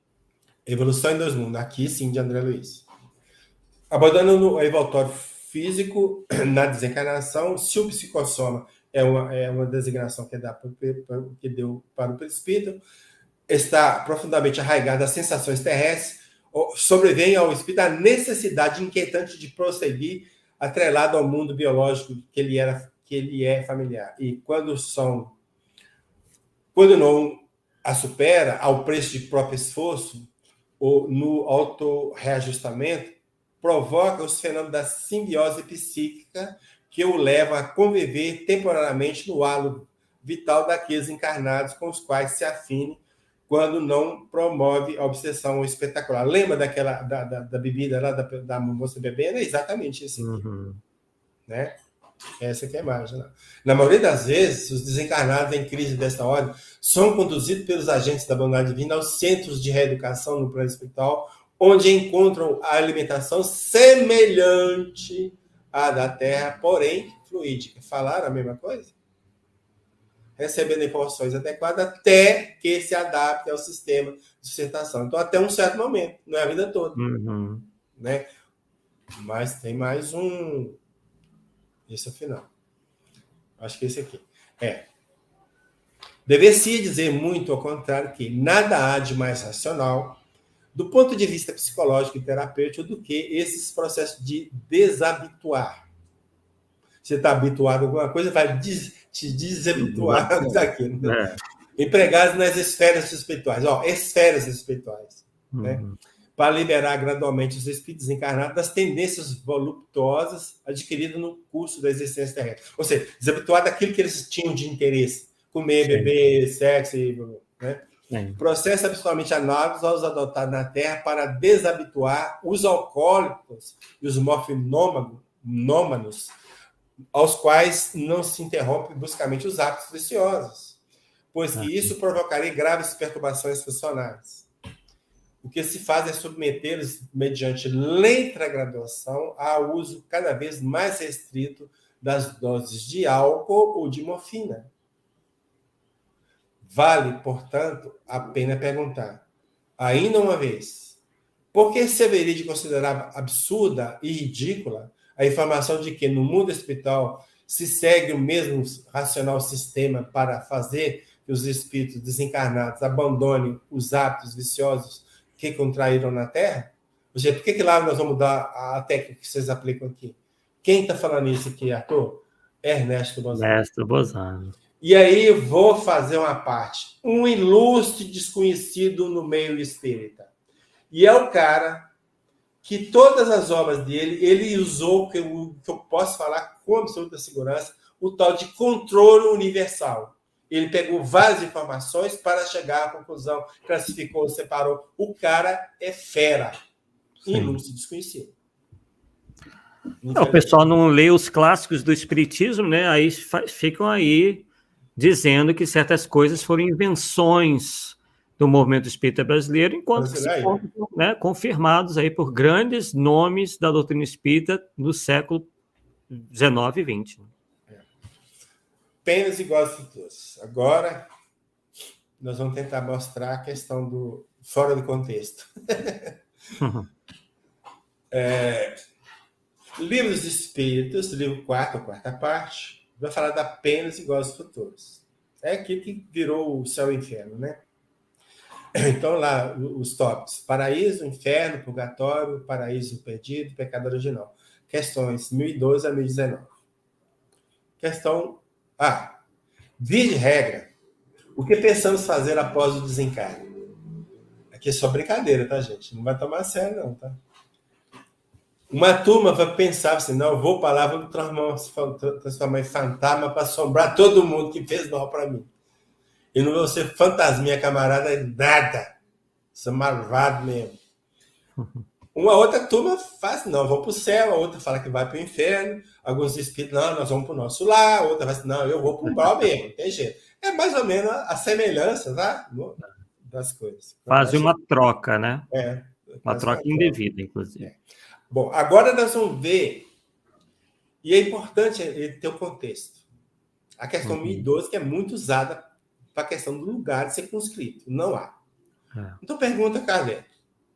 Haverá no universo lugares circunscritos para apenas iguais dos espíritos, segundo os seus merecimentos? O que é que Kardec está perguntando? Ele está perguntando o seguinte. No universo tem lugar para céu e inferno? Para ficar bem claro? Aí os espíritos começaram assim, já respondemos a esta pergunta. Bom, onde que foi que os espíritos responderam essa pergunta? Aí nós vamos buscar a questão 87. Então, na questão 87, O Kardec pergunta: ocupa os espíritos uma região determinada circunscrita no espaço? Os espíritos estão por toda a parte. Povoam infinitamente os espaços infinitos. Os espaços. Né? Tende muitos deles de contínuo ao vosso lado, observando-vos e sobre vós atuando, sem o perceberes, pois que os espíritos são uma das potências da natureza e os instrumentos de que Deus se serve para a execução dos seus desígnios providenciais. Nem todos, presta atenção, nem todos, porém, vão a toda parte. Por isso que há regiões interditas aos menos adiantados. Se fala que tem regiões interditas, regiões, até onde eu entendo, são lugares circunscritos. Ou não, Arthur? Eu estou apelando. Exatamente. Se eles de lá não podem sair, eles ficam circunscritos àquela região. Não tem outro jeito. Né? Tá certo? Só os espíritos superiores podem ir a toda parte. Muito claro aí. Então, agora vamos voltar ao complemento da resposta da pergunta do 2012. Então, continua os espíritos. As penas e os gozos, o céu e o inferno, né, são inerentes ao grau de perfeição dos espíritos. Cada um tira de si mesmo o princípio de sua felicidade, o céu, ou de sua desgraça, o inferno.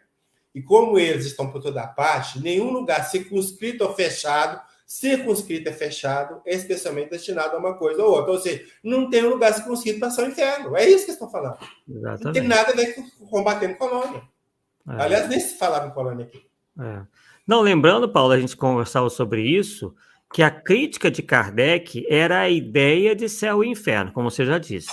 Qual era a ideia teológica de céu e inferno? De que lá as almas não poderiam sair, que eram lugares fechados. Por isso que a igreja, até hoje, não aceita a comunicabilidade dos espíritos, porque eles acreditam que, uma vez chegado o espírito ao céu ou ao inferno, de lá eles não podem sair para nos visitar, digamos assim. Mas porém tem uma contradição aí, né, meu? Por que os santos podem sair? Então, pois é uma série de contradições, mas na teologia eles dizem isso. Né? Então, teologicamente, isso é incoerente. Turma deles. Eles só aceitam quando é a turma deles. Os outros todos são demônios. Percebeu? Tentando se enganar, mas aí os demônios ficam à solta aí, né? Digamos assim. É uma série de contradições na teologia que a gente não vai conseguir resolver, né? Aí vamos para a questão 1012A. De acordo, então, com Vindes de dizer, o inferno, aí já foi, o inferno e o paraíso, ou seja, o inferno e o céu, não existem, tá como os homens os imaginam. Olha o contexto, cara. O contexto é isso. Está falando de lugar circunscrito em relação ao céu e ao inferno. Então, são simples alegorias. Por toda a parte, a espírito ditosa e inditosa. Entretanto, conforme também já dissemos, os espíritos de uma mesma ordem se reúnem por simpatia, mas podem reunir-se onde queiram, quando são perfeitos. Aí ele vai na nota. A localização absoluta das regiões de penas e de recompensa, ou seja, as regiões de céu e inferno, só na imaginação do homem existe. Provém de sua tendência a materializar e a circunscrever as coisas, cuja essência infinita não lhe é possível compreender. Entendeu? Revista Espírita de 1860, mês de julho. Aí tem um boletim. Ele sempre lia um boletim, né? Um boletim lá. Esse boletim se refere à sexta-feira, 1º de junho de 1860, numa sessão particular, ou seja, de uma reunião anterior. Aí faz a leitura da ata. Aí tem um item do boletim que chama-se Estudos. Então, o primeiro, evocação do grande Françoise, uma das principais convulsionárias de Saint-Médard, é a cidade, né? A obsessão, né? Na qual sua primeira evocação foi publicada no número de maio último. Então, já pondo em questão uma vez, foi publicado no mês de maio. Esse espírito foi chamado novamente a seu pedido. Então, foi evocado de novo. E aí, São Luís, não tem evocação, né? Mas São Luís vai comentar. Aí eles vão falar de São Luís agora, aliás. São Luís completa a comunicação, né? Françoise, com informações sobre os mundos destinados ao castigo dos espíritos culpados. Mas, cara, peraí. Se tem mundo destinado a castigo de espíritos culpados, nós temos lugares circunscritos. É obviamente que dentro da concepção espírita, o castigo, bem entre aspas, é sempre temporário. Sempre temporário. Essa é a diferença. Né? Então, Kardec fala assim, é mais fácil aceitar o purgatório do que aceitar o inferno. Né? Porque o purgatório você não tem chance de sair, mas o inferno bateu, não sai por decreto nenhum. Né? Então, o São Luís está falando, mundo destinado ao castigo dos espíritos culpados. Então, está falando de lugares circunscritos, não tem outro jeito. Sim. Então, o que não tem de circunscrito? O céu e o inferno, como locais. O céu está lá em cima, o inferno está lá embaixo. É isso que eu estou falando. Só isso. Então, os caras querem mudar para... Não tem nada a ver. Evangelho segundo o Espiritismo, no capítulo 3º, a vara morada na casa do meu pai, no tópico diferentes estados da obra da erraticidade. Independente da diversidade dos mundos, essas palavras, os chevados morados, também podem ser entendidas como se referindo ao estado feliz ou infeliz do espírito na erraticidade. Conforme se acha este mais ou menos depurado, despendido dos laços materiais, o meio em que eles se encontram, o aspecto das coisas e as sensações que experimente variarão ao infinito.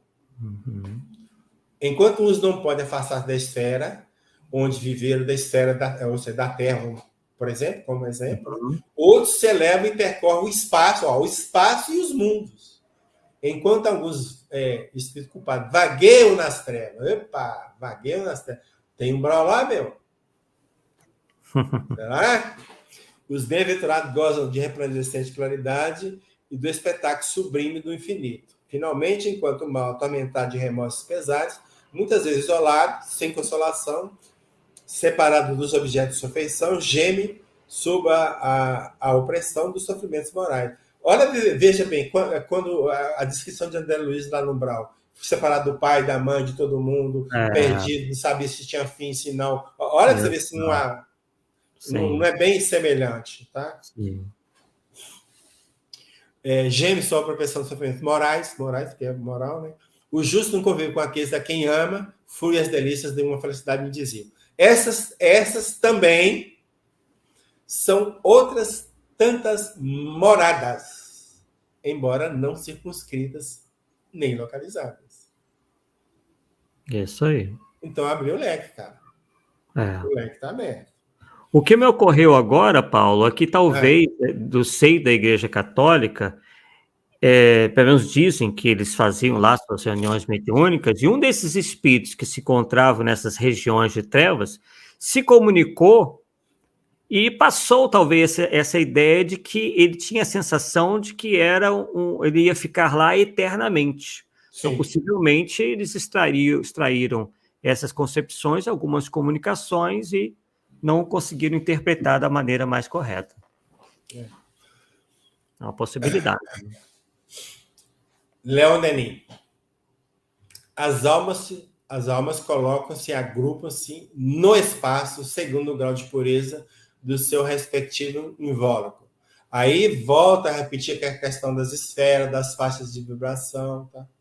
A condição do espírito está em relação direta com a sua constituição fluídica, que é a própria obra, a resultante do seu passado e de todos os seus trabalhos. Determinando a sua própria situação, acham depois a recompensa que merece. Enquanto a alma purificada percorre a vasta e fugente amplidão, repousa à vontade sobre os mundos e quase não vê limites ao seu voo, o espírito impuro não pode afastar-se da vizinhança dos globos materiais. Eles ficam presos. Lembra lá do campo de força que eu falei? Então, não tem evolução, fica preso. Sem fadigas, a vida do espírito adiantado é essencialmente ativa.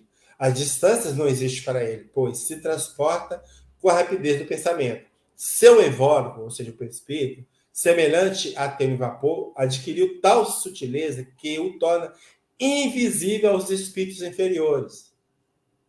Vê, ouve, sente, percebe, mas não pelos órgãos materiais que se interpõem entre nós e a natureza, mas sim diretamente, sem intermediário, por todas as partes do seu ser. Suas percepções, por isso mesmo, são muito mais precisas e aumentadas que a nossa. Então, isso aqui já não é fácil para a gente entender. Como é que a percepção do espírito, nós aqui, para enxergar, não precisamos dos olhos, para ouvir do ouvido, para falar da boca. Lá todo um todo, por um todo, não tem um lugar específico para isso. Como é que a gente vai entender? Uma visão de 360 graus, como é que você vai entender? Então, tem coisas que sinto muito. Aí, agora, as colônias.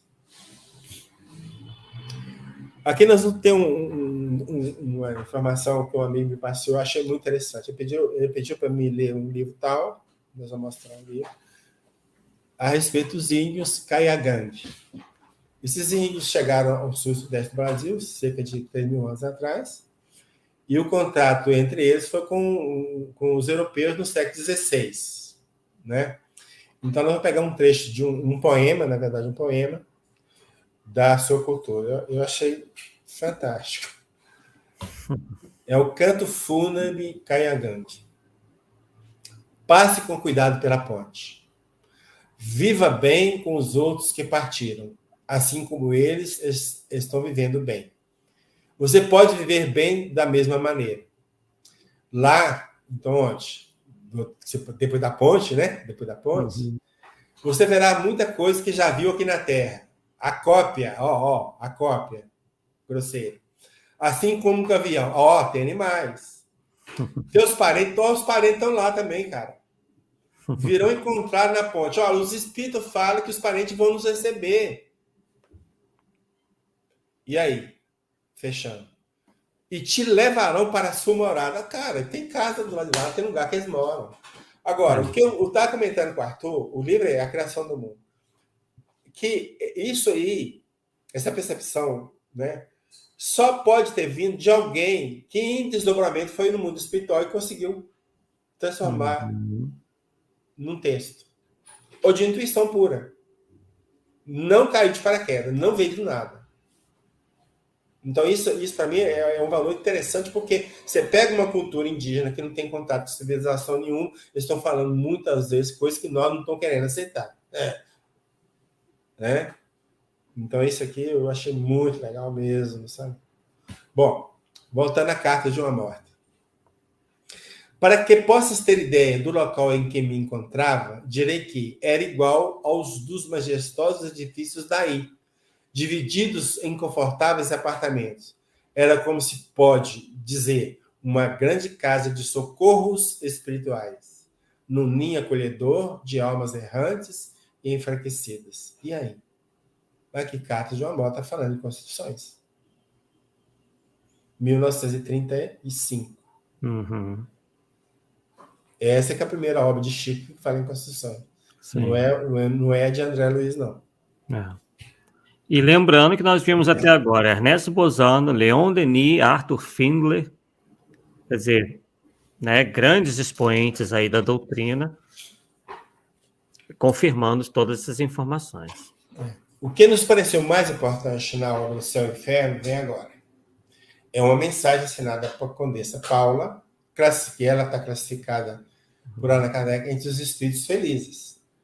Após destacar as qualidades morais, informando que a Condessa havia falecido aos 36 anos de idade, no ano de 1851, Kardec relata que um dos seus parentes evocou 12 anos depois do falecimento e obteve uma resposta a diversas perguntas, obteve em resposta a diversas perguntas a seguinte comunicação. O cara fez várias perguntas, ela fez a comunicação. O que é, no entanto, essa felicidade comparada àquele desfruto aqui? Esplêndidas festas terrenas, em que se ostentam os mais ricos paramentos, o que são elas comparadas a essas assembleias de espíritos resplandentes de brilho, que as vossas vistas não suportariam, brilho que é o apanágio de sua pureza? Os vossos palácios de dourados salões, que são eles comparados a essas moradas aéreas? Vastas regiões de espaços matizadas, de cores que alumbrariam o arco-íris?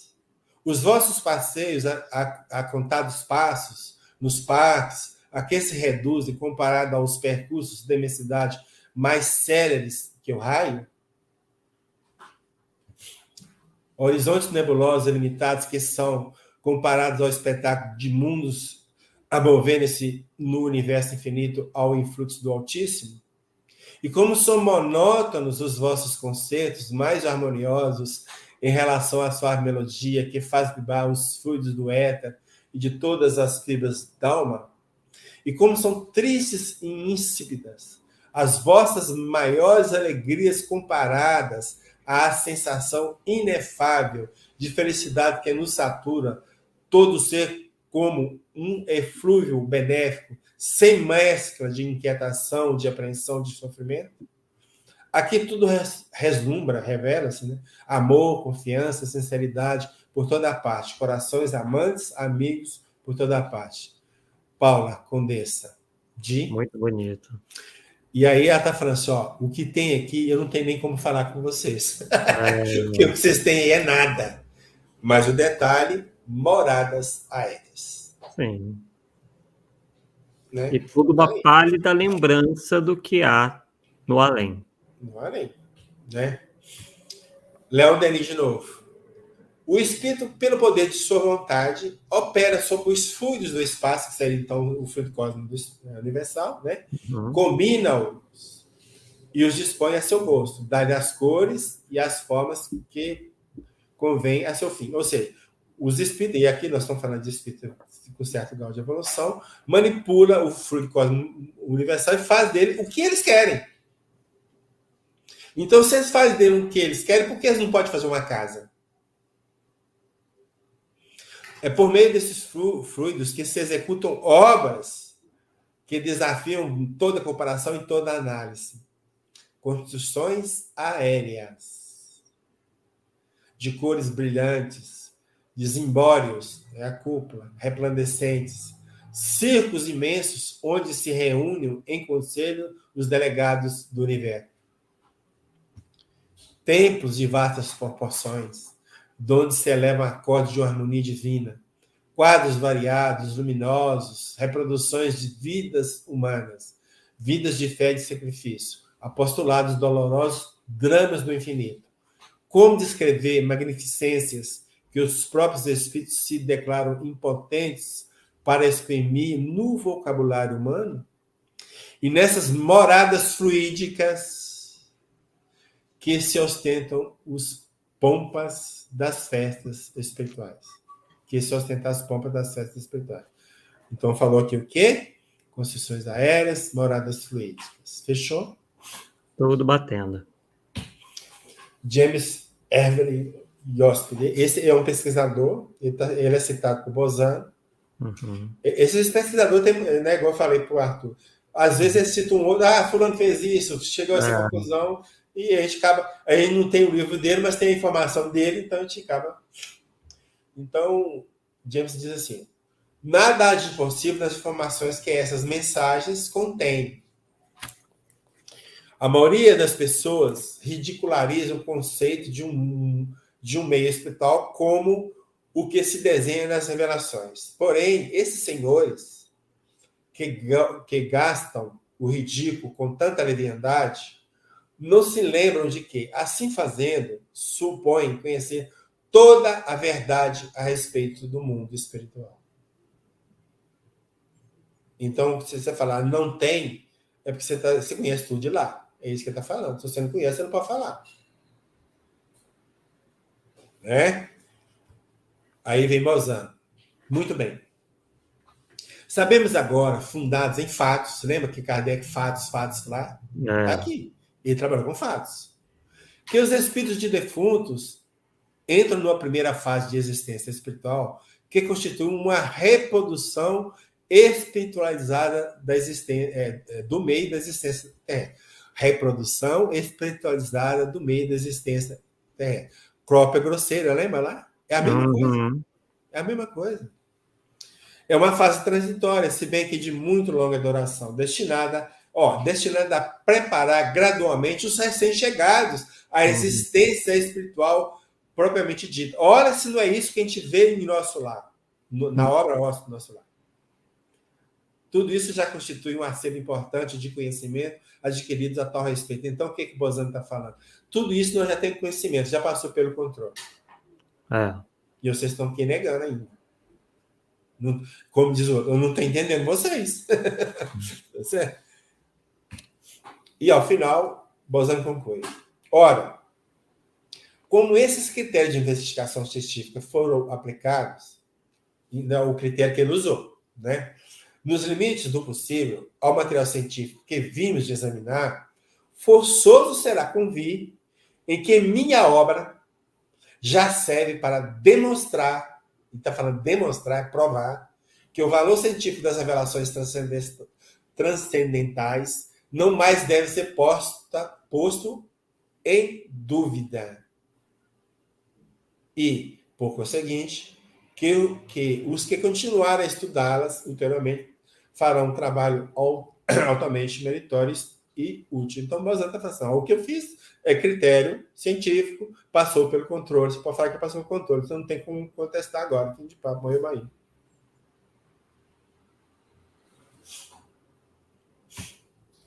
Dr. Raimundo Monte, foi o pioneiro na EQM, Experiência de Quase Morte, né?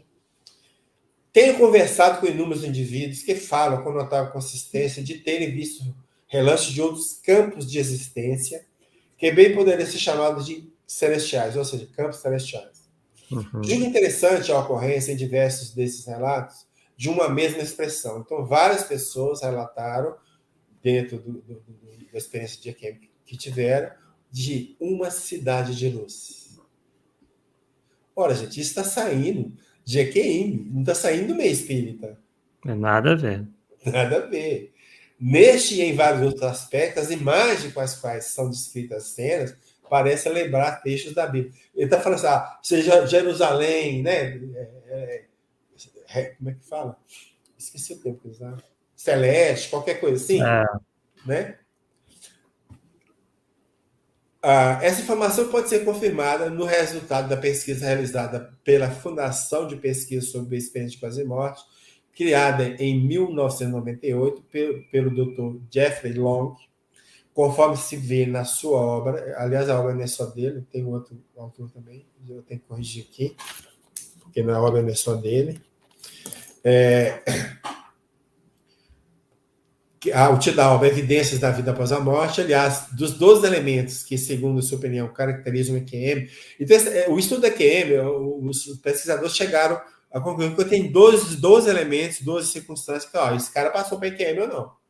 Né? Então, tem um parâmetro, hoje tem parâmetro. Né? Então, um desses se refere ao quê? A encontro de planos sobrenaturais, celestiais. Um dos elementos da EQM. Então, significa que o quê? As pessoas em EQM passaram por isso. Ou grande maioria delas. Grande maioria delas. Né? Então, a pesquisa da Fundação perguntou, você viu, né, para as pessoas, claro, passar para quem? Você viu ou visitou algum lugar, plano de dimensão bonitos ou de algum outro modo distintos? Para essa pergunta, 40,6% das pessoas que passaram por uma EQM responderam sim. Ou seja, nós vimos. Fazendo essa pergunta de maneira mais generalizada, a pesquisa da Fundação indagou, você pareceu entrar em um outro mundo sobrenatural? A essa pergunta, 52,2%, ou seja, a maioria das pessoas que passaram por EQM, sim. Então, o que ele está falando aqui? Ele está falando desses planos sobrenaturais, as cidades de luzes, uma outra dimensão, é isso que ele está falando. O outro autor é esse PRP aqui, não lembro mais o que é o P, porque ele tem marido de abreviar e depois ele não sabe quem que é para educar. Ele é coautor na obra, tem que consertar lá para o pessoal como se fosse o dele. Bom, aí vamos trazer o notável Herculano Pires. Por que o Herculano Pires? Porque Herculano Pires é um nome de destaque no movimento espírita, era um filósofo de mão cheia e entendia Kardec mais do que muita gente, né? Então, é uma opinião que deve ser levada em conta. Né? Então, o Herculano diz o seguinte, a existência de cidades espirituais num além-túmulo, de habitações vegetais e animais, não é, como supõe, uma invenção dos espíritos. No tocante às revelações mediúnicas, As descrições de André Luiz não constituem novidade, a não ser quanto ao que trazem de pessoal, da maneira de ver do autor. As particularidades, sim, mas o conjunto não. A editora O Pensamento, nesse capital, acaba de lançar, de Antônio Borgia, a obra A Vida dos Mundos Invisíveis. A primeira edição foi em 1948, 4 anos depois de André Luiz. Uhum. Né? Temos neste livro curioso uma nova versão da vida no além, com pormenores que confirmam plenamente as descrições de André Luiz. Os religiosos em geral e os espíritas em particular encontrarão em A Vida dos Mundos Invisíveis muito material para comparação para as descrições dos textos sagrados, com as descrições dos textos sagrados e das comunicações mediúnicas obtidas em nosso país. Este confronto, para os espíritas, para nós, né, atende a dos requisitos do método doutrinário para a aceitação das informações espirituais, o do consenso universal estabelecido pelo codificador. Então, ele está calculando, está falando. Esse cisco que o André Luiz está falando já passou pelo controle universal. E é o que nós temos visto, né, inclusive dessas pessoas que não acreditam nessas descrições do mundo espiritual, é que seria acreditadas apenas por neófitos da doutrina, ou pessoas que não se aprofundaram. Poxa, então se Leon Denis, Ernesto Bozano, Herculano Pires, Caíba Schulton são neófitos da doutrina e não entendem nada, quem é que entende? Será que são essas pessoas? É para a gente pensar, não é isso? Joana de Ângeles, no livro No Limiar do Infinito. Tem o capítulo 12, A Vida Espírita ou Espiritual. Copiando um trecho. Sendo a vida na Terra, suas edificações, paisagens, um símile. Símile é uma cópia, não é isso? Isso. Mais condensado, e algo mais grosseiro. Grosseiro, já vi isso em algum lugar. Cópia grosseira. Do que existe no mundo espírita ou espiritual. Facilmente se compreenderá que o progresso das regiões, na região das causas transcendentes, das causas transcende em beleza as realizações, superando em emoções e efeitos tudo quanto a imaginação pode conceber. Então, tudo que você pensar transcende isso aí. Desde os sítios mais grotescos e sombrios, olha o umbral aí, pode ser? Não sei, quem sabe, né? Onde se fixam nos núcleos de depuração, depuração, lugar de depuração, né? Compulsória ainda, hein? Quer queira, quer não, né?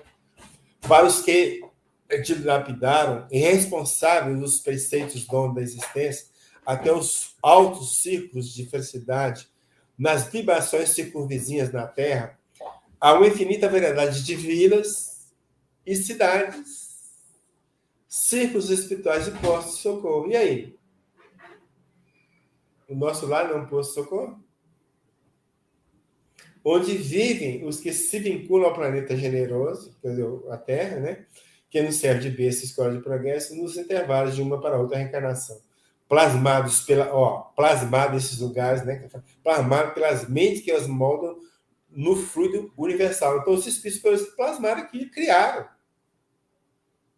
São populosos centros de vida em que o amor estua verdadeiros céus. Não se trata de lugares hipotéticos, ou de centros onde campeia a ociosidade em aposentadoria demorada, ou de paisagens fantasistas para o repouso da inutilidade. Ninguém se surpreenda, portanto, que a vida espiritual seja refletida nas comunidades terrenas, que são cópias imperfeitas das sociedades vigentes nos círculos superiores do orbe e nos planetas, onde a vida é sua, sem sombra, sem dor, sem morte, sem adeus. Igualzinho que já foi falado. Sim.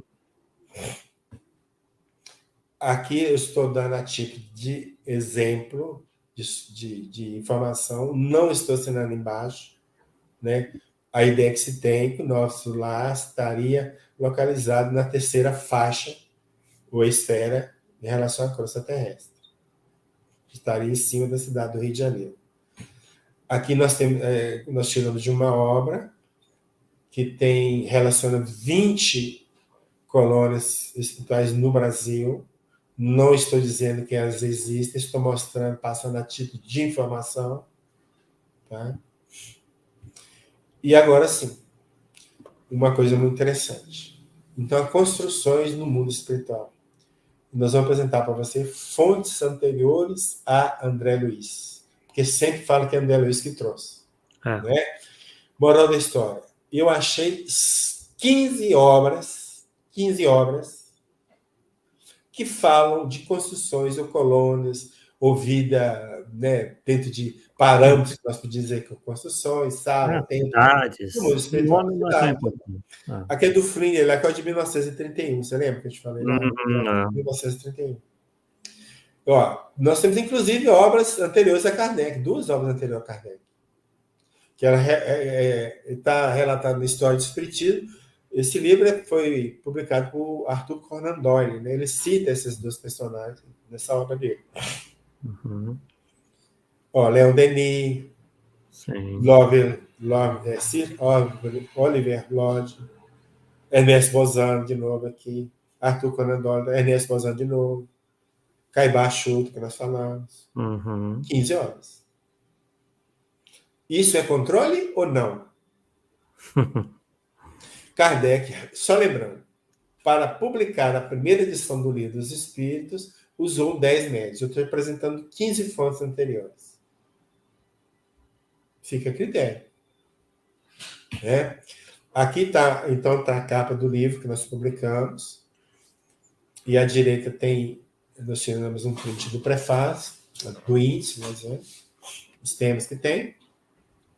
Estudiosos com outras fontes, né? Tem aqui 73 páginas, se você ter ideia. Autores espirituais que a mencionam, né? Nós falamos de vários. Aparece no EQM, nós citamos, nas experiência fora do corpo, né? Desdobramento também. Então, fonte que não faltou, né? Para sustentar. E aqui, mais ou menos, um resumo do livro. Estudo desenvolvido para confirmar a realidade das colônias espirituais mencionadas por André Luiz. Na codificação, os mundos transitórios ou intermediários, destinados ao subterrâneo, designados também com o nome de mundo espiritual e planeta estéreo, têm características bem semelhantes às que se vê nas descrições das colônias referidas por André Luiz. Estaremos aqui nesta obra uma série de pontos coincidentes provindo de autores de reputação ilibada. Então, aqui, nessa obra original, dessa versão que foi publicada, eu só tinha 36 fontes. E já pulei para 41. Então, à medida eu já estou preparando no documento que eu tenho, eu preparo uma nova edição. Se sair uma nova edição, sai com 41. Sim. Né? Então, aqui, de pesquisadores e estudiosos do tema, eu tenho 10. De experiências de EQM, de experiência fora do corpo, tem 6 fontes. De médios, aqui é dos próprios médios, não das psicografias. Eu tenho 11. Então, 11 médios dão notícia delas. E o Chico não está aqui. Porque ele vai entrar, ele entra de uma outra forma. Né? Ele vai entrar pela psicografia. Então, o que está em uma lista não está na outra. Entrou só uma vez. De psicografias, então, de mensagens, de informações de que os espíritos passaram.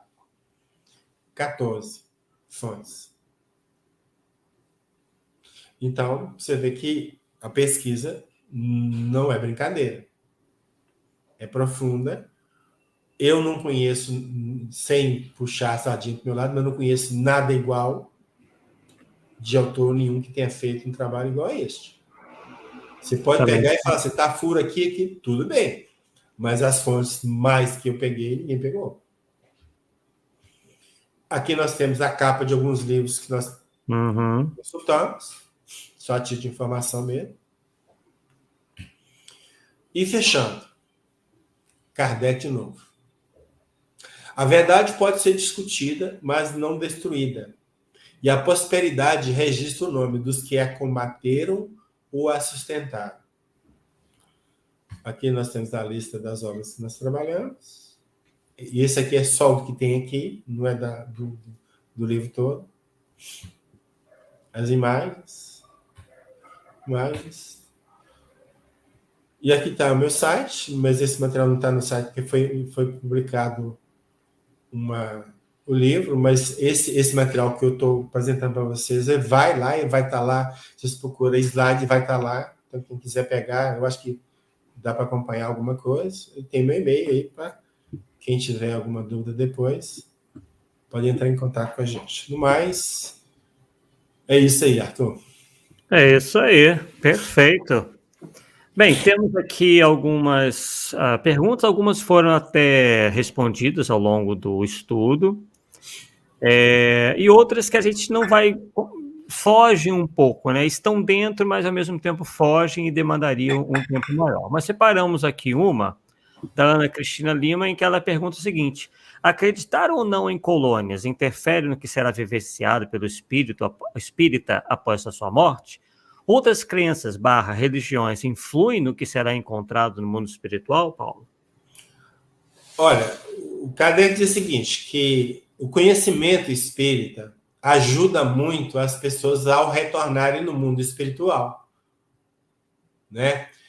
Agora, as outras religiões, com as visões que elas passam de céu e principalmente de inferno, né?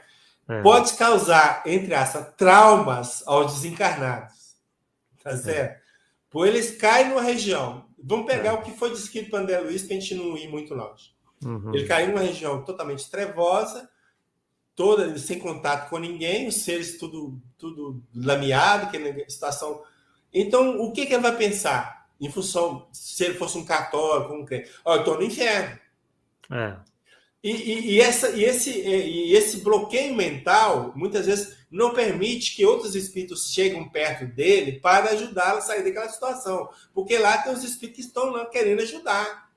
Mas quando você tem a mente bloqueada por um dogma ou por uma informação equivocada, você não consegue sair dela. Então, o conhecimento do mundo espiritual ajuda sim, com certeza, a gente chegar do lado de lá. Ou ter uma adaptação, né, vamos dizer assim, mais fácil do lado de lá. Perfeito. Para completar aí, Arthur, fica à vontade. Não, é exatamente isso aí, concordo plenamente. Né? E claro que o que vai valer acima de tudo são as nossas ações, os nossos atos. Né? Se mesmo um indivíduo de outra religião que não ignore tudo isso, se ele desempenhou bem a sua tarefa, a sua missão na Terra, obviamente que ele já vai se encontrar, né? Vai partir muito mais celeremente uma esfera espiritual mais elevada do que, né? Então, o que vale aí são as ações, acima de tudo. Bem, pessoal, agradecemos bastante aí a participação de vocês, né? Fica aqui o nosso convite a que vocês se aprofundem, principalmente aqueles que estão mais reticentes, né? Temos aí uma série de materiais que vocês mesmos podem ir atrás. O Paulo não inventou nada, né? Não é coisa de, como se diz, dizendo por aí, de coisa de ignorante, de espiritismo, de místico. Não é nada disso, né? A gente viu que há gente muito boa, de muita categoria em termos de conhecimento dentro do movimento espírita, muitos contemporâneos de Allan Kardec, como Leon Denis, Ernesto Bozano, né, outros que vieram, outros grandes do movimento espírita, como Herculano Pires, Cair Bachutel. Então, é uma questão mesmo de estudar, de pesquisar e de se aprofundar e não ficar negando por negar.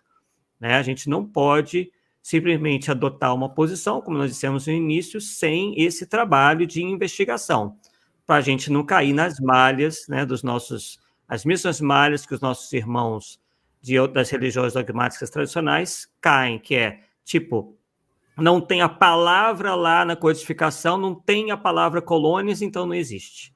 Quer dizer, é realmente uma pessoa que pensa assim, está muito distante aí realmente do caminho de pesquisa que Allan Kardec envidou, que todo espírita deve envidar. A gente não tem que ficar preso em palavras, e sim a conceitos, a ideias, e a gente percebeu que esses conceitos, essas ideias estão espalhados e de maneira muito próxima, muito em consonância em várias vários livros, em vários tipos de literatura, de autores diferentes, de espíritos diferentes. Então, é no mínimo para a gente prestar atenção nisso, né? E não ficar simplesmente fechando questão em cima de uma coisa que tem aí várias evidências, inclusive na própria codificação e na revista espírita, de que efetivamente existe um mundo espiritual pujante, colorido, enfim, claro que dependendo da esfera, né? Mas que tem a sua própria organização, né? Isso é muito importante.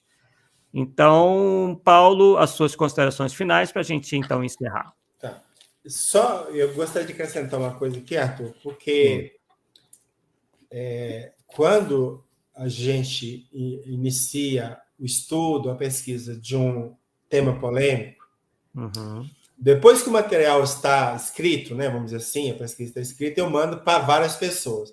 E quanto mais polêmico o tema, mais pessoas...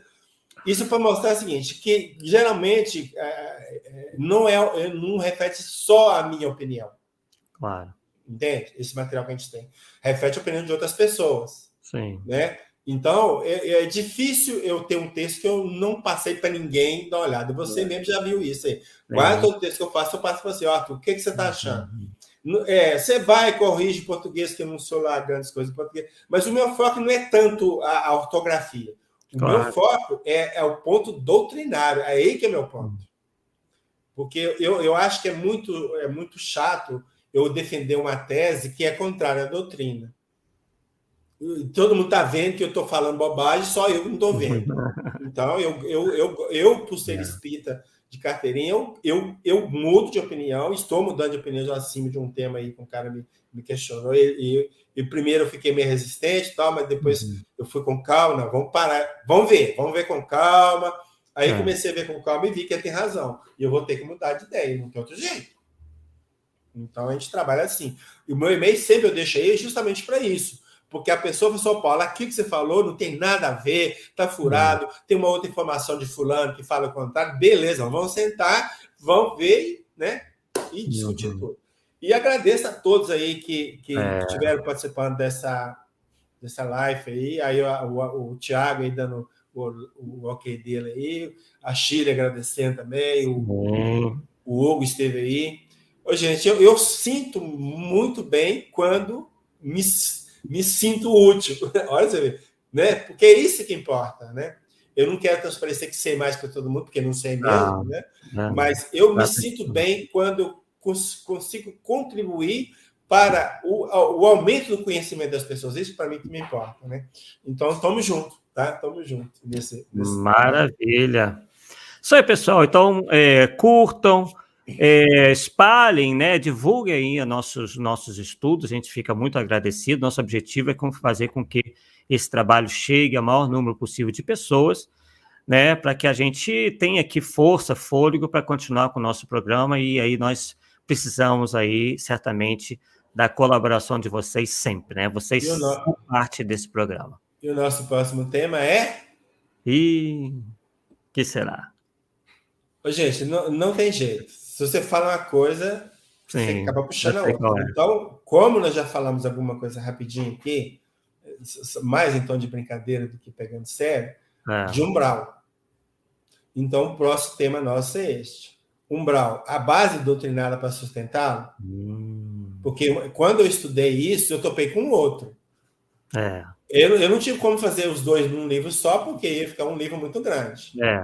Né? Aí eu preocupei um só colônia, depois trabalhei um só umbral. Esse de umbral é um e-book, inclusive está disponível no meu site. Quem entrar lá pode baixar e numa boa. Tá? Então, na próxima quarta-feira, né, nós vamos falar sobre umbral, então. Maravilha aí, ó. Então já estão sabendo, e espero todos vocês aqui na próxima quarta-feira, às 20h, no nosso Polêmica Espírita. Pessoal, uma boa noite a todos e até lá. Tchau, tchau.